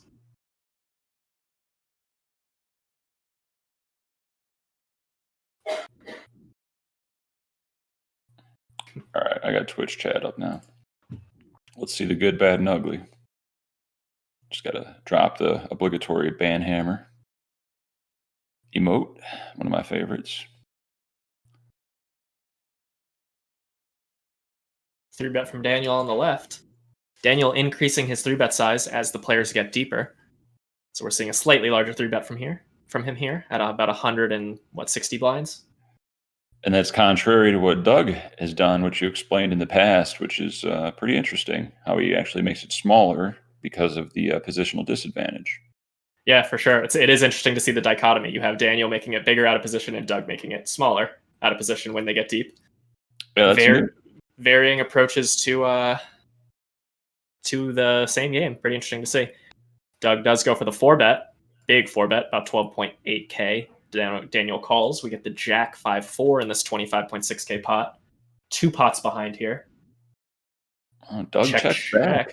Thought that'd be a range C-bet on that type of board as a 4-better, but I have to imagine it's super high frequency, but yeah, just throw 5K out there, see what happens. He might have 10s. He might just have exactly pocket 10s and be like, oh, he's got the fucking Jack. Or Jacks. Board locked up. I think some thin value, maybe 6,600. Oh, shit. Bombs away. Bombs away indeed. That sets up about half pot river jam? Little more. Should Daniel call? Let's see what happens.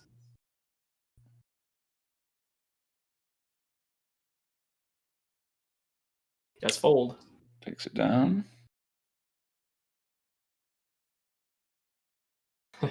Very selective guy. Jeff Boski, what do you call your hairstyle? I need to get it tomorrow, so please just let me know. I love that. It's the mini Polk with the little, the mini Polk. I'm sure the hairdresser's going to know what to do when you say the mini Polk. Give that a shot, guys. Daniel winning a nice pot on the right, getting a good value bet in with the 8-6, despite the 9 river making him not have top pair.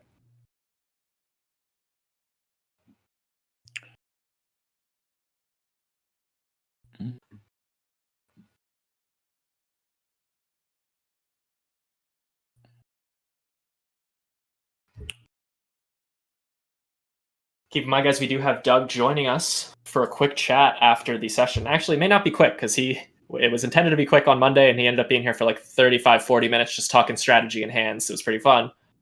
So if you do have any questions for him, drop those in the chat. If you put like question to Doug and then a colon and then what your question is, that'd be great because then I'll see it and it won't just blend into all the other chat. And I'll write it down if it's good, and we'll ask him at the end. Can be about a hand, can be about the challenge in general, can be about what he ate for lunch, but I'm not actually gonna write that one down and ask him. Feel free to suggest anything you want, though.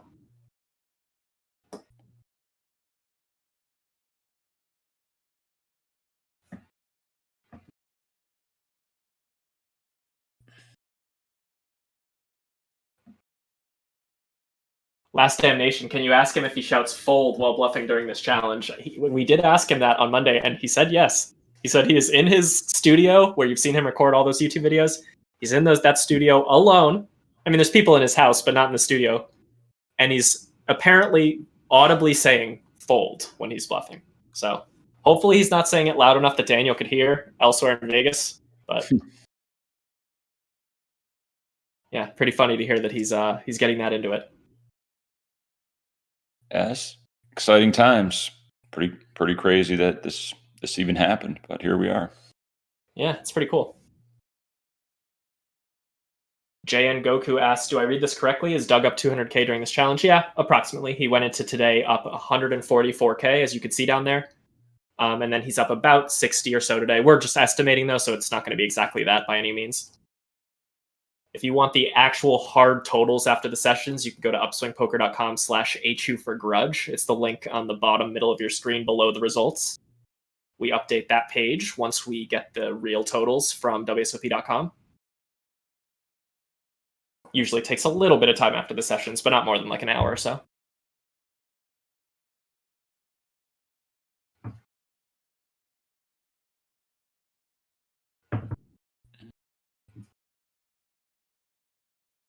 Jesse Mods, can you give us the cliff notes on the feud and how it started and escalated? We actually have an article about that on Upswing, and I don't want to talk too much about it. Let me figure out what you can Google to find it.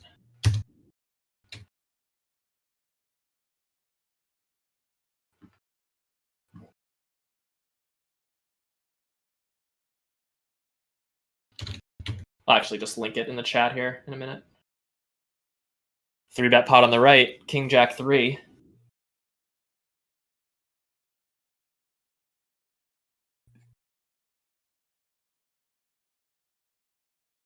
%33% sizing takes it down.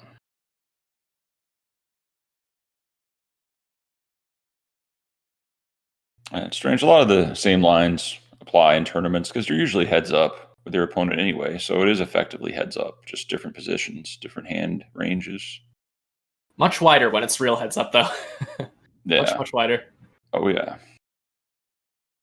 Definitely a different beast. I just dropped the link in the chat for Jesse, who asked, and whoever else wants to know what sort of led to this challenge. It's not the most comprehensive thing in the world, but it definitely covers the gist of the feud between them. It misses a few small points, but it has like what sort of was the first thing that they ever publicly like had a disagreement about, and then the biggest things from there. Do you know how much he paid for that billboard? I do. 4,000. That's my guess. Little over. Oh, okay. Yeah, I want to say like 1.5x that or so. For what? 2 months? How long? Well, we actually got lucky there because we bought the billboard he bought the billboard, whatever, it's his money. For what was it? It would be June for the WSOP, with the lion's share of the WSOP is in June. And then we got lucky though because no one renewed it, so it was still up through the main event up until like day 3 or something. Then it got changed, but this is pretty sweet. We got good value, like an extra 10 days or something. Perfect. Yeah, that was just priceless.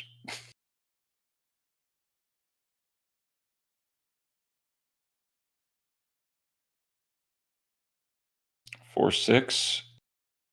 Got that value. Wow, very nice. Yeah, nice value up from Doug there with the well, I don't want to say counterfeited 2-pair because Daniel doesn't really play an overpair like this pre-flop, but still, nice one for Doug.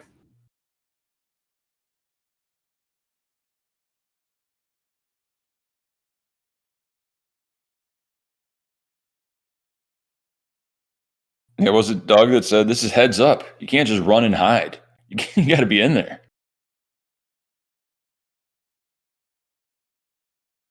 Yeah, Jay and Goku asks, where was Doug during the top full tilt cash game years? He was actually there towards the tail end of it. He lost 1.1 million to Isildur at 400, 800. That's 2x the stakes you're watching right now. He played versus Isildur. He played for like 12 hours, and Doug lost 1.1 million, which like it's a lot, of course, but like it's only like 14 buy-ins. It's pretty nuts. And then he played in the Malaysia 6-max games. He got whacked in those too. But then pretty much everyone else he beat.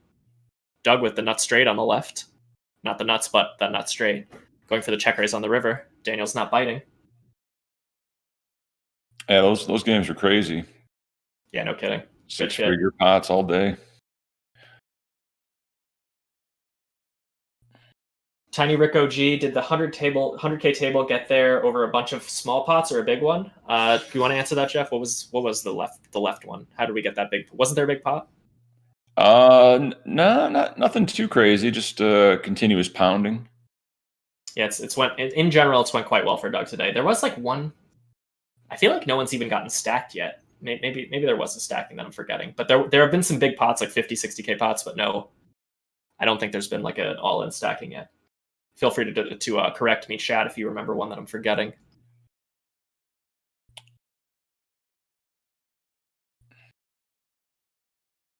Yeah, just some solid, balanced poker from Doug. Just waiting for his opponent to make mistakes and pounce on him. Smaller sizing on the right as the stacks are 150 blinds deep, as we saw before. Very coordinated board, 8, 7, 6, 2 clubs. Expect a lot of checks from Doug here.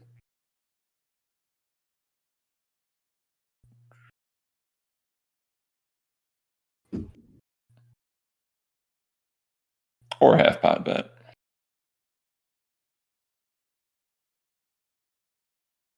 Half pot bet, yes.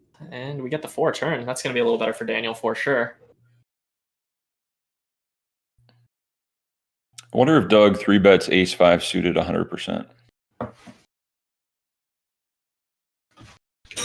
think so. I've never seen it go to showdown.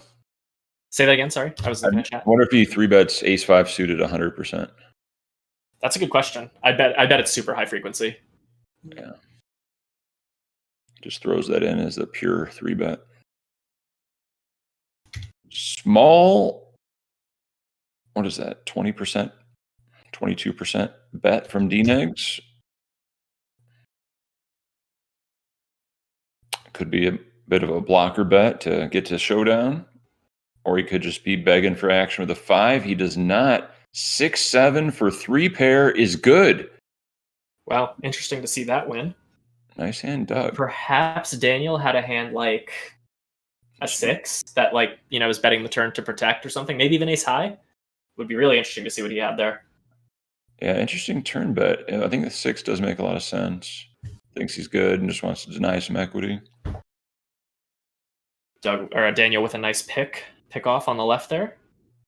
Just 1 pair on the 4 flush board. He's looking Doug up.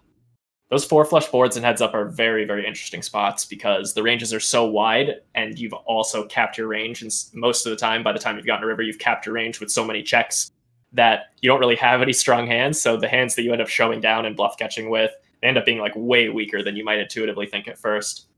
So if you see those 4 flush boards, all you viewers, and you see a weird hand win the pot, that tends to be why. It's just probably one of the best ones they had in that spot. Yeah, if you think about it, with four of a flush out there's only 9 left. And then there's like 48 cards left in the deck. And some simple math says it's not likely you have a flush. So sometimes you got to call without a flush on a 4 flush board. Yes, and that effect is magnified by the fact that neither player has bet up until that point, and you would bet with at least some of your hard hands, if not a lot of them. So really discounts a lot of hearts that are possible. Very true. And you'll see people, value betting, very low flushes and heads up where you think, oh, that's too thin. But in reality, it's not. People just overfold 4 flush boards, especially in tournaments. They just give you credit. They're like, oh, I don't have a flush. I can't call. Not necessarily. I always found that to be, in general, basically every poker game type that I played, from HUSNGs to heads up cash to like 9-handed cash live to tournaments.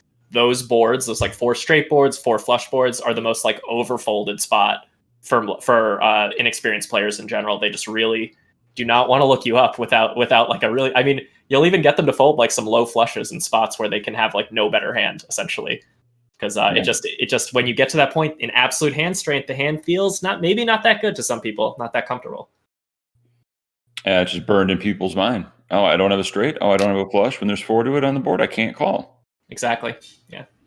Because they might have called 5 times in a row and they've always been wrong. And they're like, oh, not doing that again. Yeah, they ran bad in those 5, and that affects the play for the rest of their life. Yeah. Tragic. Need that MDF. There we go. 3/4 pot bet from Doug on the left. And a raise. Quick fold from Doug.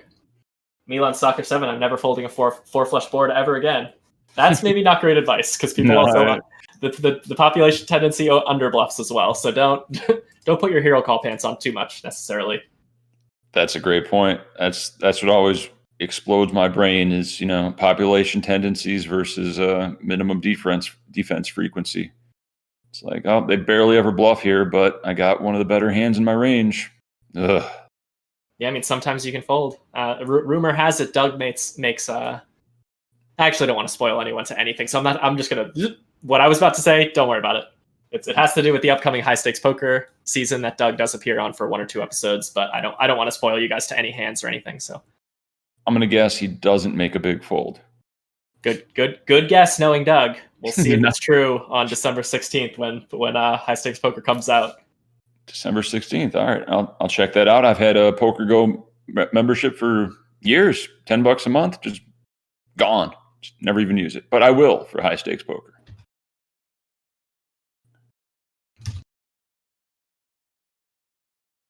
Wait, is he in the same lineup as Dwan? I don't think so. Oh, okay. Yeah. I think one of them had Rick Solomon, Jungle Man. No, not Jungle. He's not on with Rick Solomon either, I don't think. Okay. They don't they have a history. Oh, that's right. Yeah, if you Google Rick Solomon, Doug Polk, guys. I remember that story. Funny story there. We have an article on Upswing about that whole thing. It's pretty funny.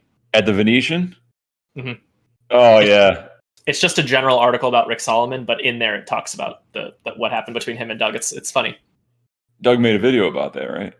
Yeah, in like the middle of a Poker Hands episode. I would reference that for these guys if I could, but I have no idea which one it is. Yeah, I thought that was special. It's funny.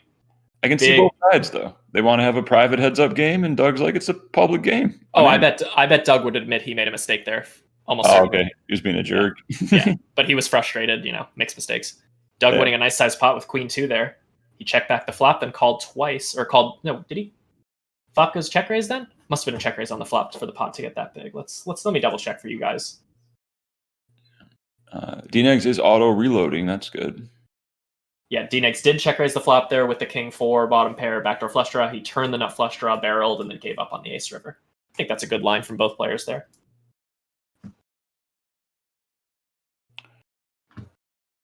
Doug with a 2/3 sizing on the 7-high board. 3-bet pot gets called. DNegs will have every 8-9 suited. All 4 of them.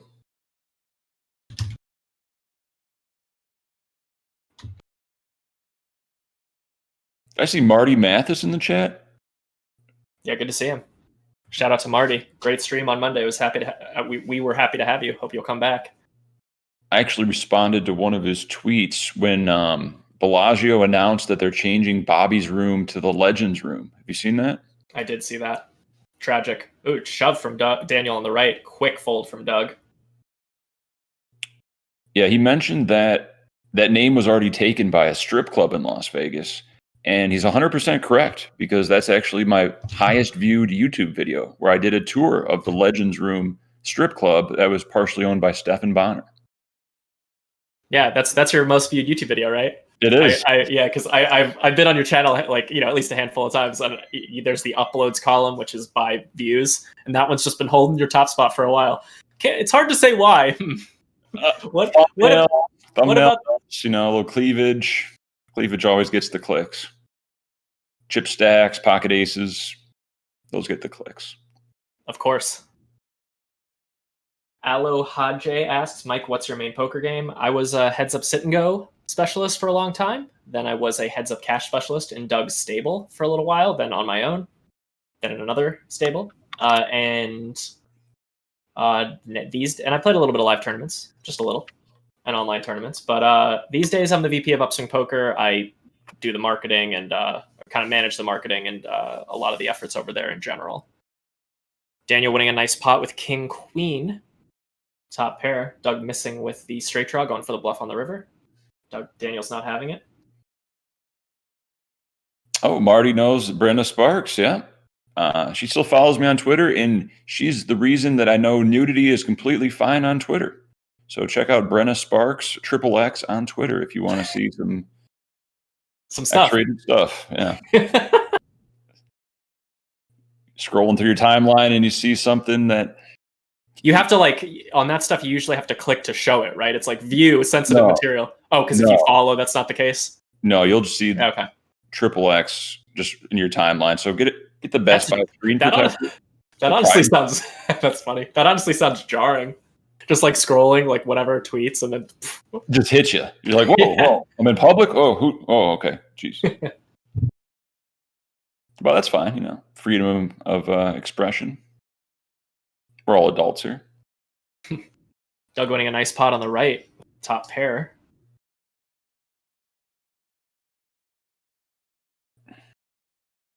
R.I.P. Leroy says, this is such an educational stream. Appreciate that, man. Speaking of educational, if you want to step up your poker game with some quality world-class poker education from some of the top players in the world, head on over to Upswing Poker. We got our Black Friday sale going on starting tomorrow officially. The discount will automatically apply. Everything's 25% off.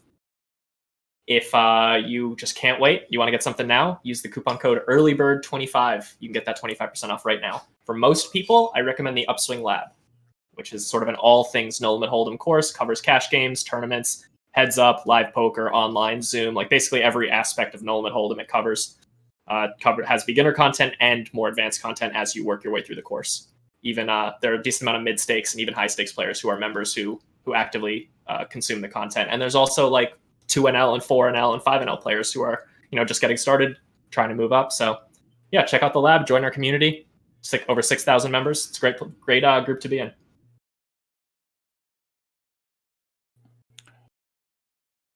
Three-bet pot on the right. Sorry, yeah, go on.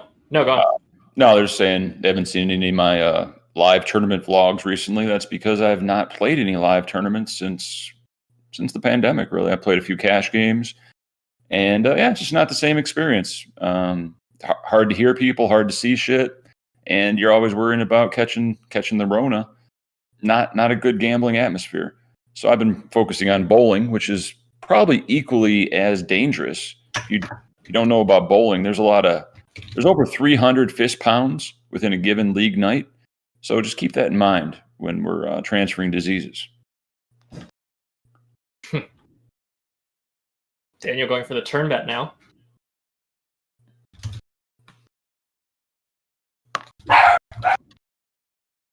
Dog. Got some dog action here. Exclamation point dog. Rules of Twitch is I will have to show her at one point. So that's one showing that I owe you guys. 20.5k pot here on the right. Doug 3-bet pre-flop, check on the flop. Daniel bet the turn when check 2. Now we got this river. Doug 3-betting on the left, gets called. Queen 5-9, 2 spades. Expect a large bet from Doug here if he does bet. Pretty dynamic board that hits his range a little better. Doug winning a nice pot on the right, Daniel giving up. He takes it down with I'm going to mute for a second so I could go get this dog.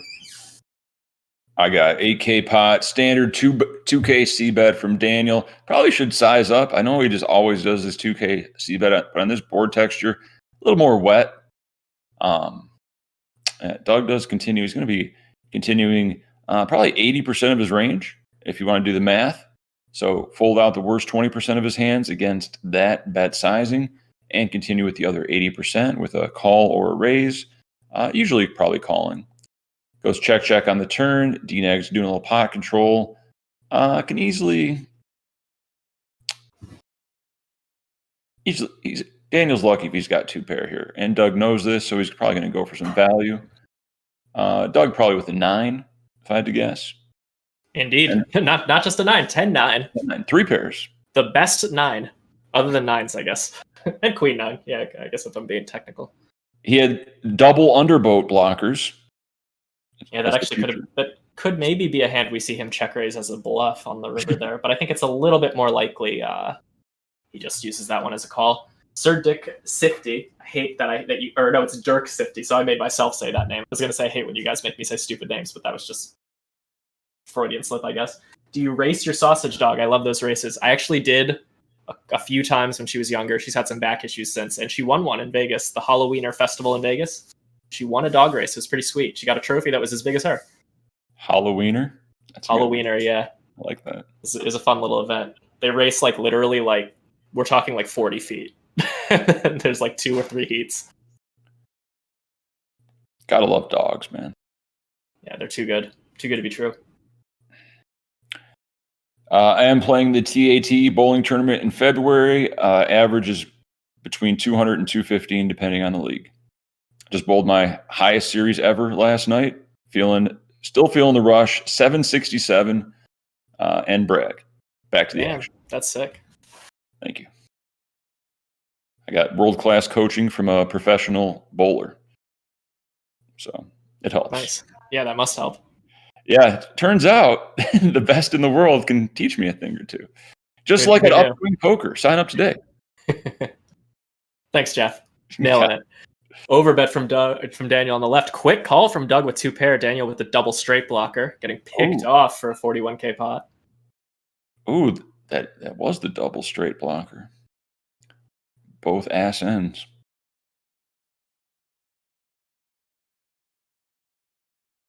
Stoic Shaman asks, what was the coupon code again? Early Bird 25 for that early 25% off Upswing courses.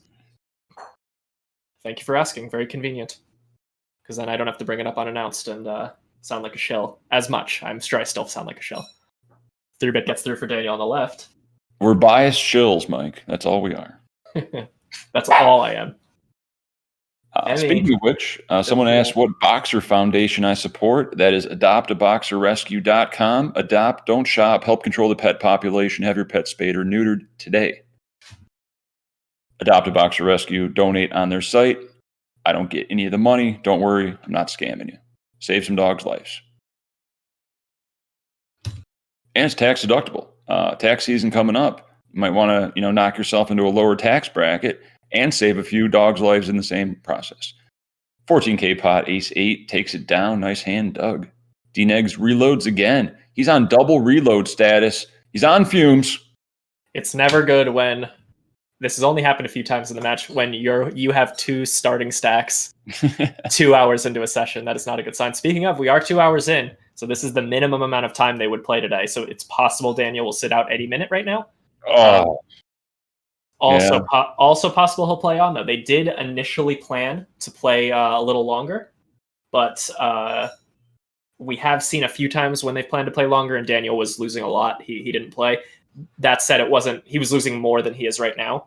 So it's very possible he just sticks it out right now. Make or break moment. Yeah, let's get at some chat predictions as Daniel and Doug are in this 32K pot with Daniel as the aggressor. Drop a 1 in the chat if you think we're going to be done in the next 5 minutes with play. 2, Doug winning. That's going to affect the votes. 9. 9's going to take down that big pot. Yeah, drop a 1 in the chat if you think we're going to play more than 5 minutes. I don't know which I said was which. And then drop a 2 in the chat if you think less than 5 minutes. I might have reversed it, so my bad if I fucked that up. Just type a 1 or a 2. Let's get that algorithm pumping. Is that a thing? Does the algorithm help if more people are chatting? That seems sure. So gameable. I hope they at least like have some measures. I don't know.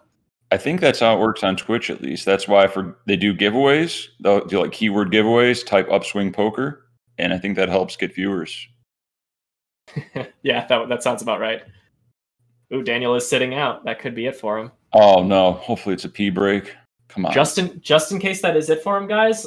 Drop your Doug questions because I actually didn't really write down any yet. So if you have any questions for him, let us know. because he might be joining us momentarily. Hopefully not. Hopefully we'll have a little bit more to sweat right now. Supreme leader hanging out with the plebs. Love to see it.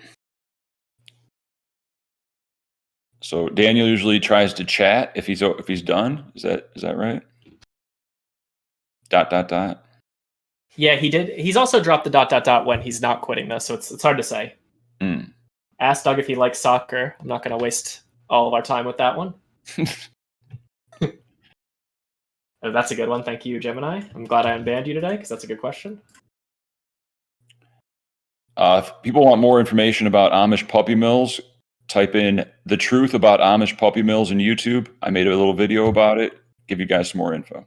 Man, your channel has a diverse array of content. Like, wow. Strip clubs, puppy mills, poker tournaments. Who knows? But yeah, the non-poker videos always do the worst, it seems. Unless they're strip club or puppy mill. All right, come on back, D-Negs. Doug is sitting out as well, which I believe that's good for us because that means Doug is sitting out. So Daniel, no, I'm not sure if it means anything. Doug is sitting out too. What rank is he in CS:GO these days? I'll ask him that. He's been playing a lot of CS:GO. I'm sure he'll be happy to talk about that, at least briefly.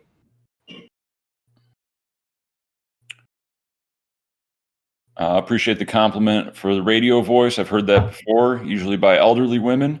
I pursued it briefly, but I did not get into the voiceover game.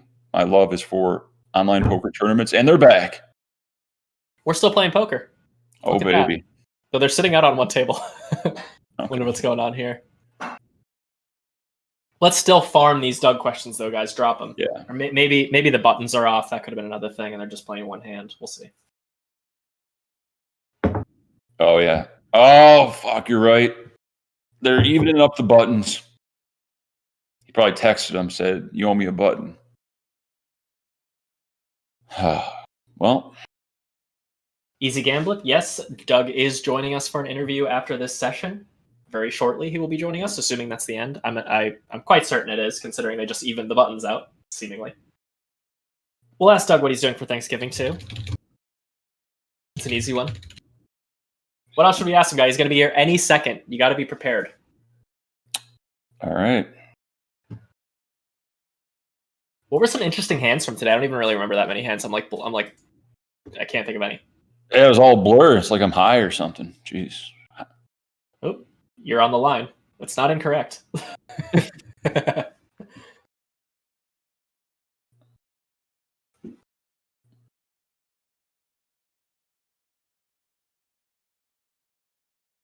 Yeah. Give us all of your pertinent questions.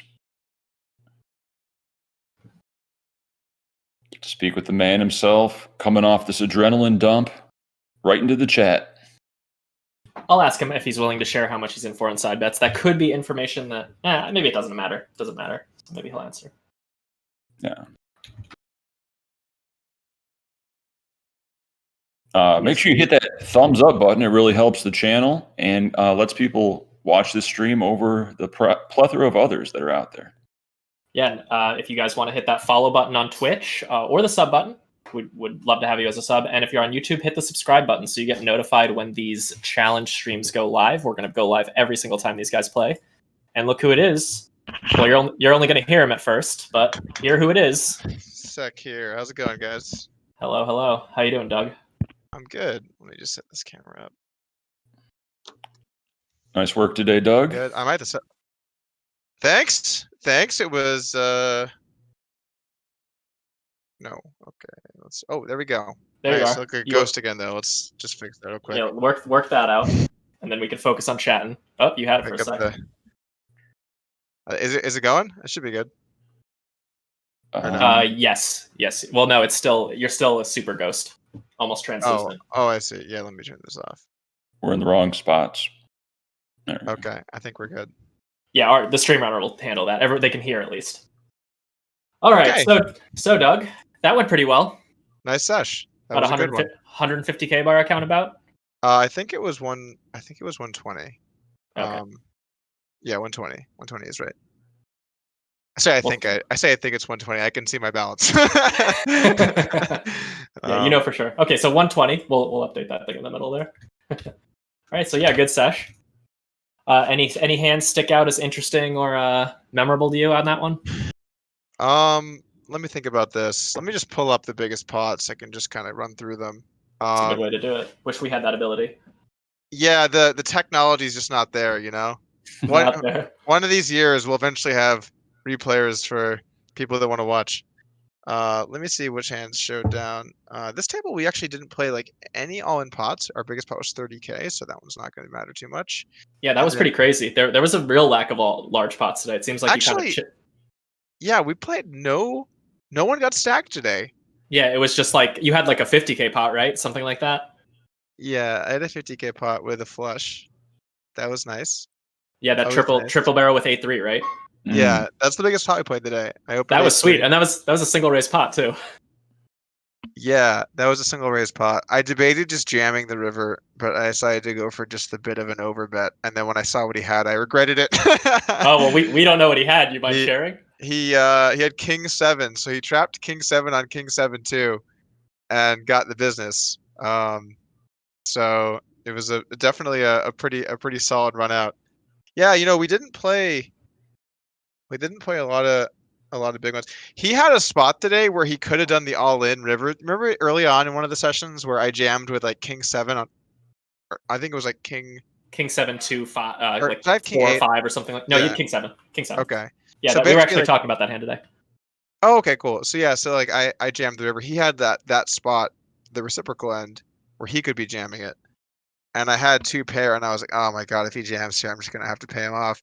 And he bet like only pot, and I was like, sweet, and I called, but it was a bluff. So I guess I read that. Yeah. I don't know how that works. Yeah, seems like it. So yeah, that hand was interesting.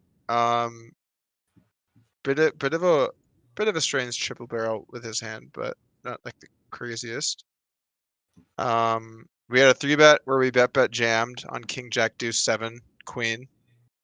Well, that one we'll never know. There's just no way to know what we had. So I put you on Ace King there until you jammed the river. I'll tell you what. I'll give you a little hint. I did not have Ace King. That is not what we had in that one. We had a small side bet on that one. That he took Ace King and I took the field. Oh, that you took the field? Yeah. Nice. Yeah, but it doesn't matter because it needed a showdown. We needed hard proof. And again, we'll never know. Never know. So that was interesting. We had a hand where we 3-bet 9s, bet King 5-4, check call to 10, and the river was a 7 queen, the backdoor flush, and he checked back the river. That one he had ace high. So yeah, and that's it. Man, we did not play a lot of big pots today. Yeah, not at all. We didn't. I didn't realize how few big pots we played. We played no one got stacked. Yeah, the biggest one was that 53K with 8-3. Yeah. Interesting. Rare to see. So speaking of, you having a good winning session, some people were asking, what does your night like look and feel like post game when you win versus when you lose? And let's say when it's a significant amount. If it's close, like let's fade that. Just when it's a big win or a big loss.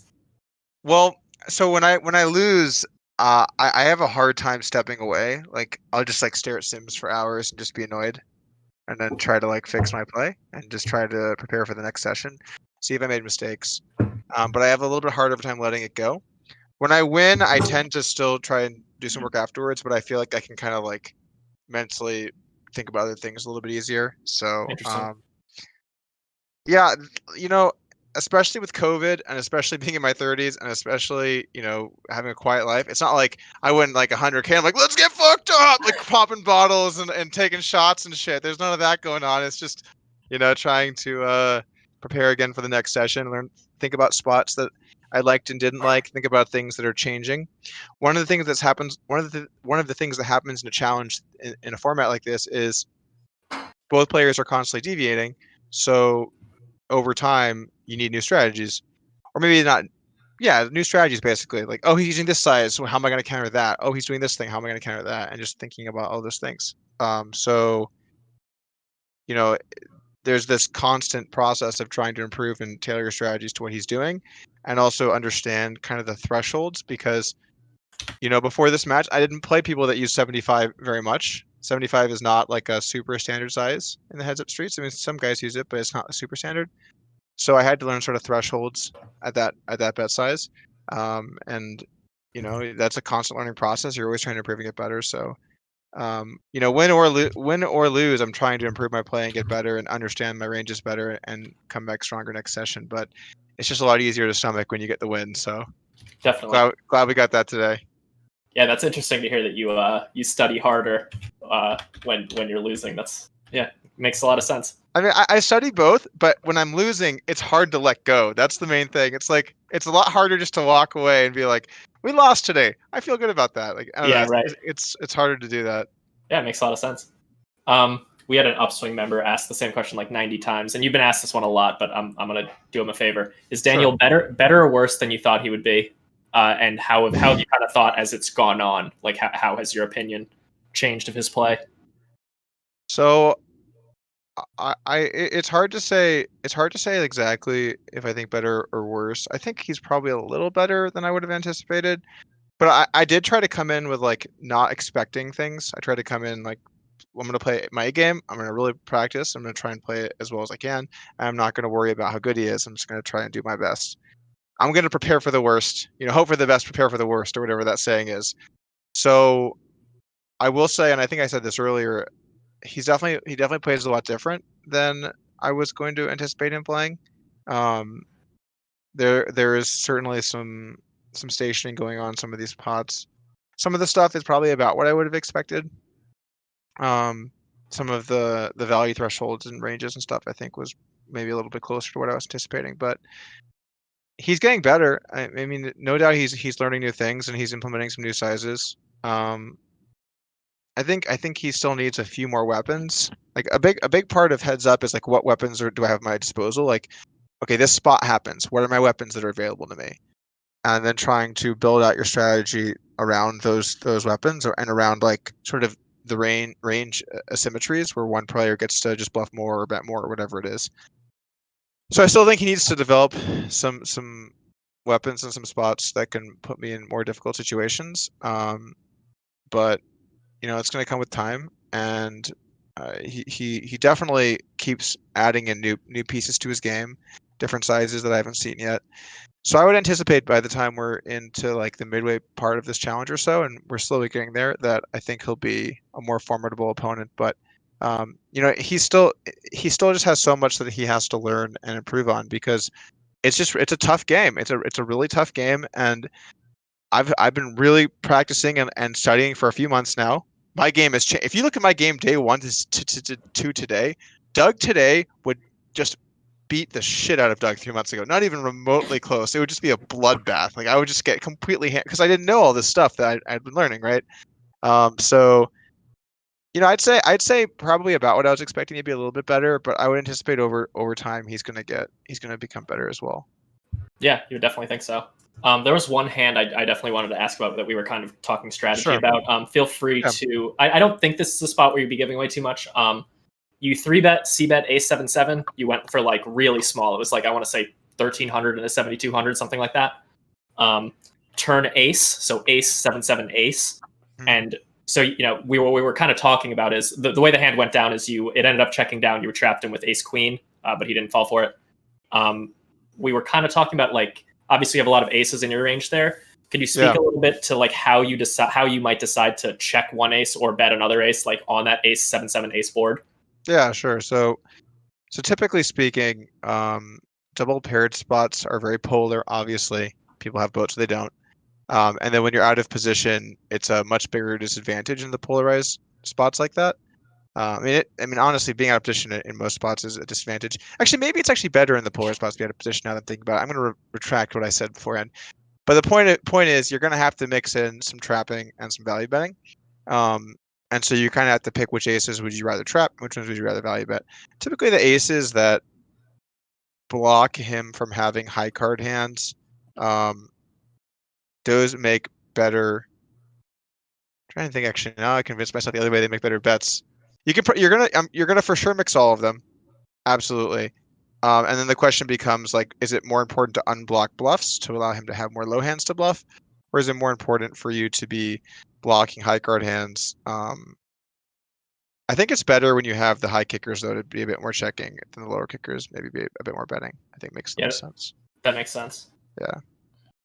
Cool. Also, in some of these spots, it's not like I've done like a long study session on ace 7 double paired. You're just in the spot. You just have to like, okay, in this spot, I'm going to trap some, I'm going to bet some, be able to barrel some hands, and which ones make more sense. And you just kind of have to come up with your own logic on the spot. The most important thing though is just to try and be balanced, even if you do something that's maybe not the perfect strategy. Just like making sure you do have some strong hands in the check range, and making sure you do barrel some, and it's more important to put together like a better total strategy. Yeah, that makes sense. So just to use logic on the spot, if you haven't actually studied it, that seems pretty reasonable.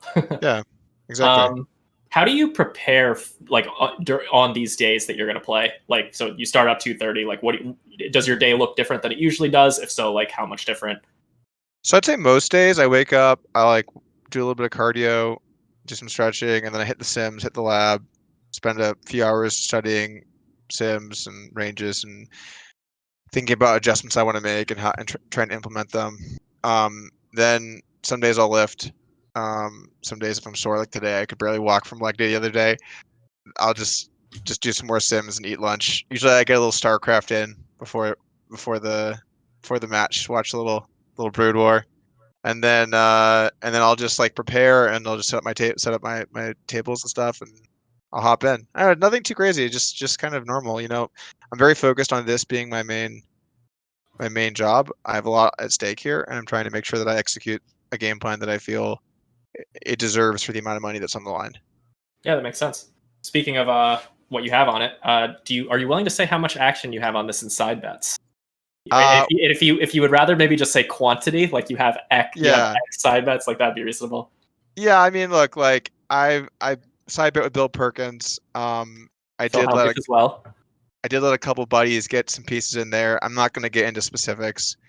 Just know that I've got a very healthy portion riding on this, and just trying to bring my A game. The thing is, the side bets are not even. I mean, side bets are big, obviously, but then the stakes of the game are still $40,000 buy-ins. So it's a pretty big game, and some pretty big side bets, and some swings can happen.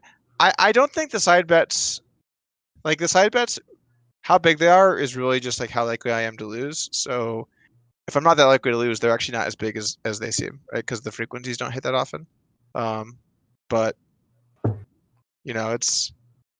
I'm happy that we're building a lead. Let's just put it like that. I can imagine. Happy that we're building a lead. Yeah, there are some public bets out there for those wondering. He bet his 80K to win Phil Hellmuth's 20K. That's one, and as he just said, he has the Bill Perkins one. Maybe I got it wrong. If you want to peruse Doug's Twitter and see if you could spot any other side bets, feel free to do that. I think it might have been 80, and we have to do 100 with Phil. I gotta check my records, but oh, cool. Yeah, that would make sense. Maybe it's still 80.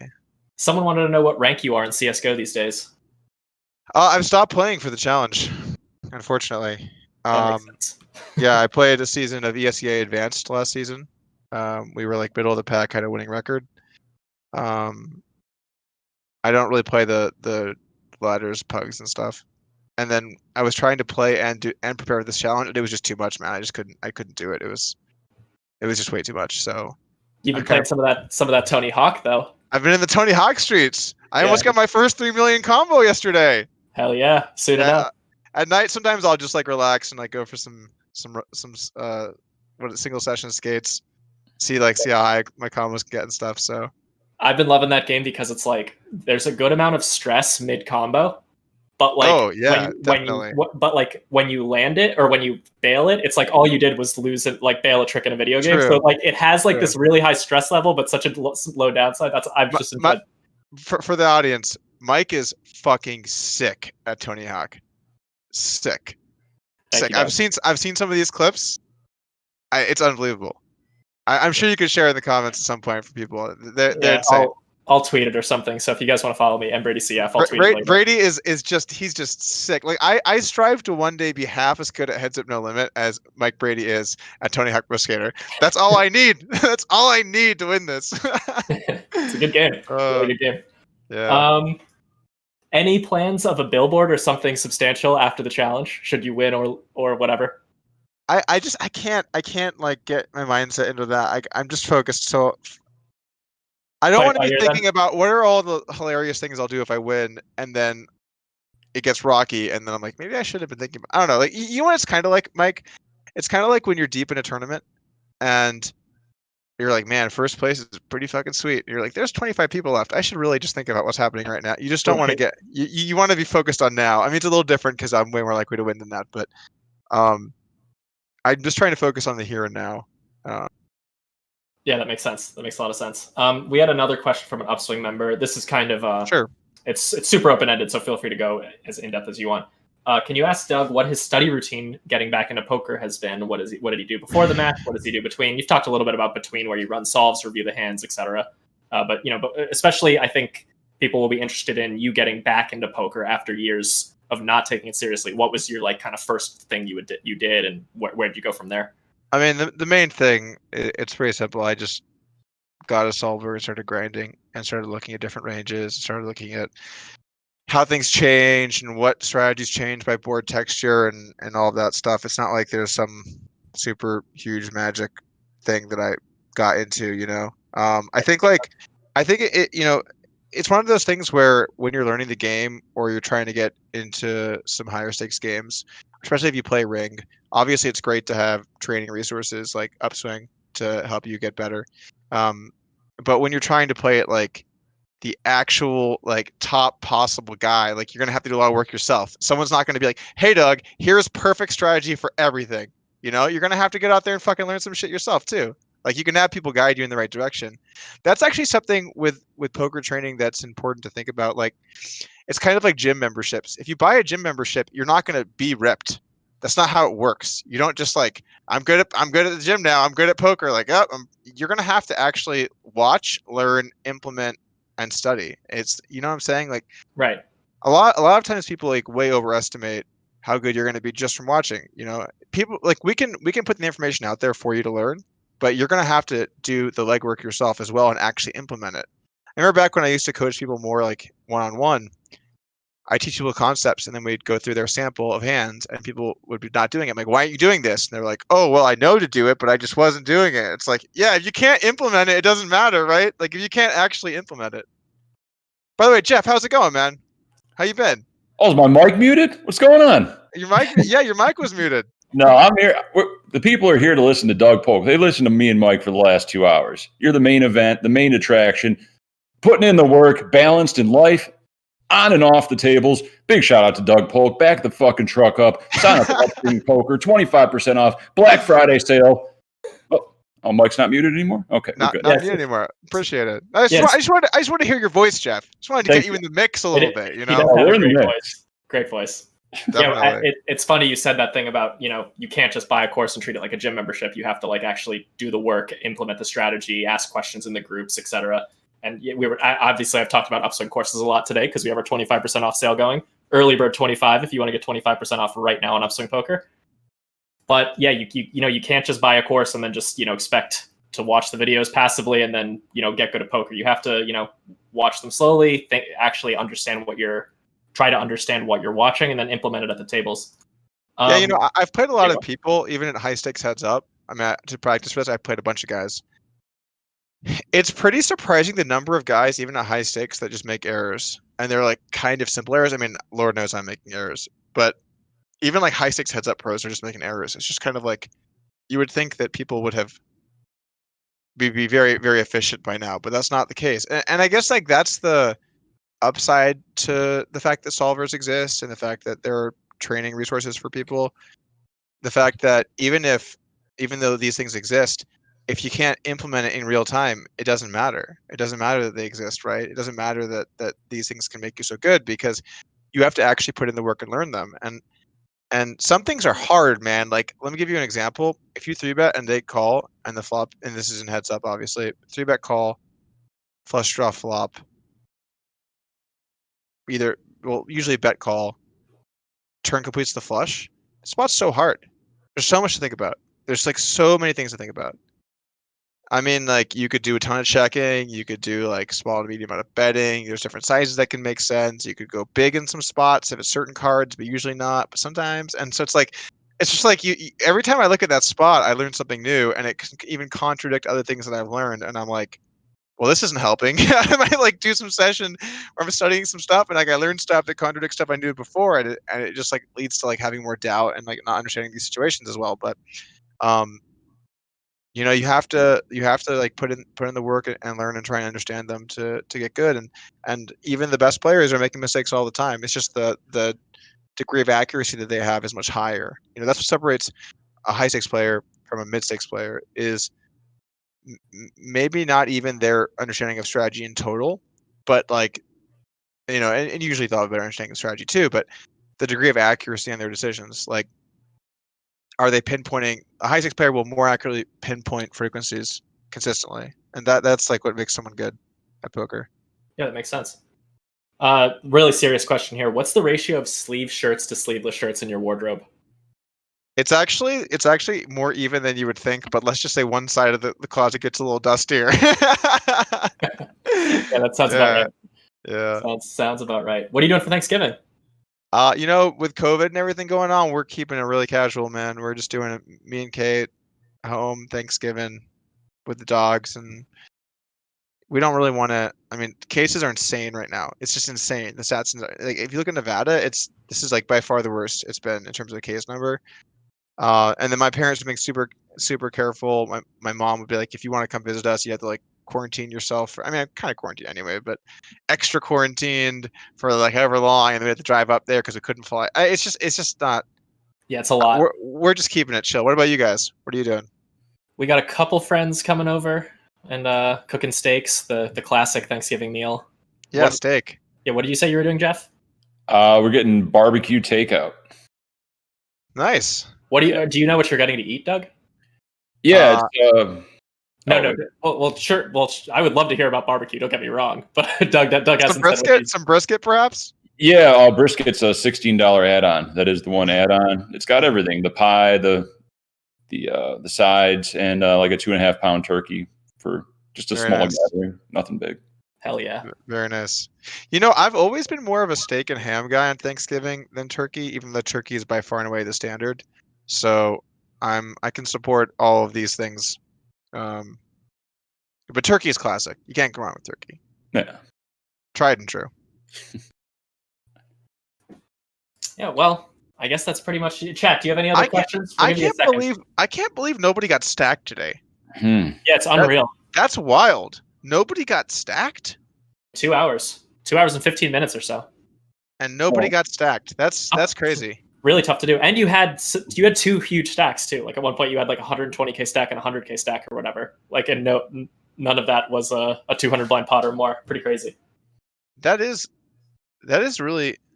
rare. That is very rare to see that. Yeah, no kidding. Well, obligatory reminder that you did not use the 1337 today. I tried, man. Look, okay. I looked for spots, but I didn't see any of these 133 8.6 bets. I don't think I had any. I'm not gonna just round up like $100 just to get 1337 in. Totally I'm sorry. reasonable. I'm not changing my strategy off like significantly just so that someone can see me put 1337 on the table. I mean, I guess it doesn't really matter. Fuck it. Just like open to 3.34 big blinds or whatever one hand. Yeah, I did that once on accident. You see that? Is that what you're talking about? No, I didn't, but that's what you can do. Oh, that happened once. Yeah, that happened once. How much did you open to? I don't remember, but it was like I pressed my 3-bet size button as an open, and it just opened to like what my normal 3-bet would be. So like rather than like it's like 2K or whatever it was. Maybe it was 16, 1700. I don't remember. Did it get through? I think so. Nice. Usually when you have those, they get through. It's the times they don't. Yeah, you remember those. For sure. How annoying would that be to play someone that just like part of their strategy was like they occasionally did that, like you had to think about it and they like balanced it. Counter, yeah, they like balanced it like a loser. Balancing like a loser. By the way, I want to say thanks to the chat, everyone tuning into this and watching all the sessions.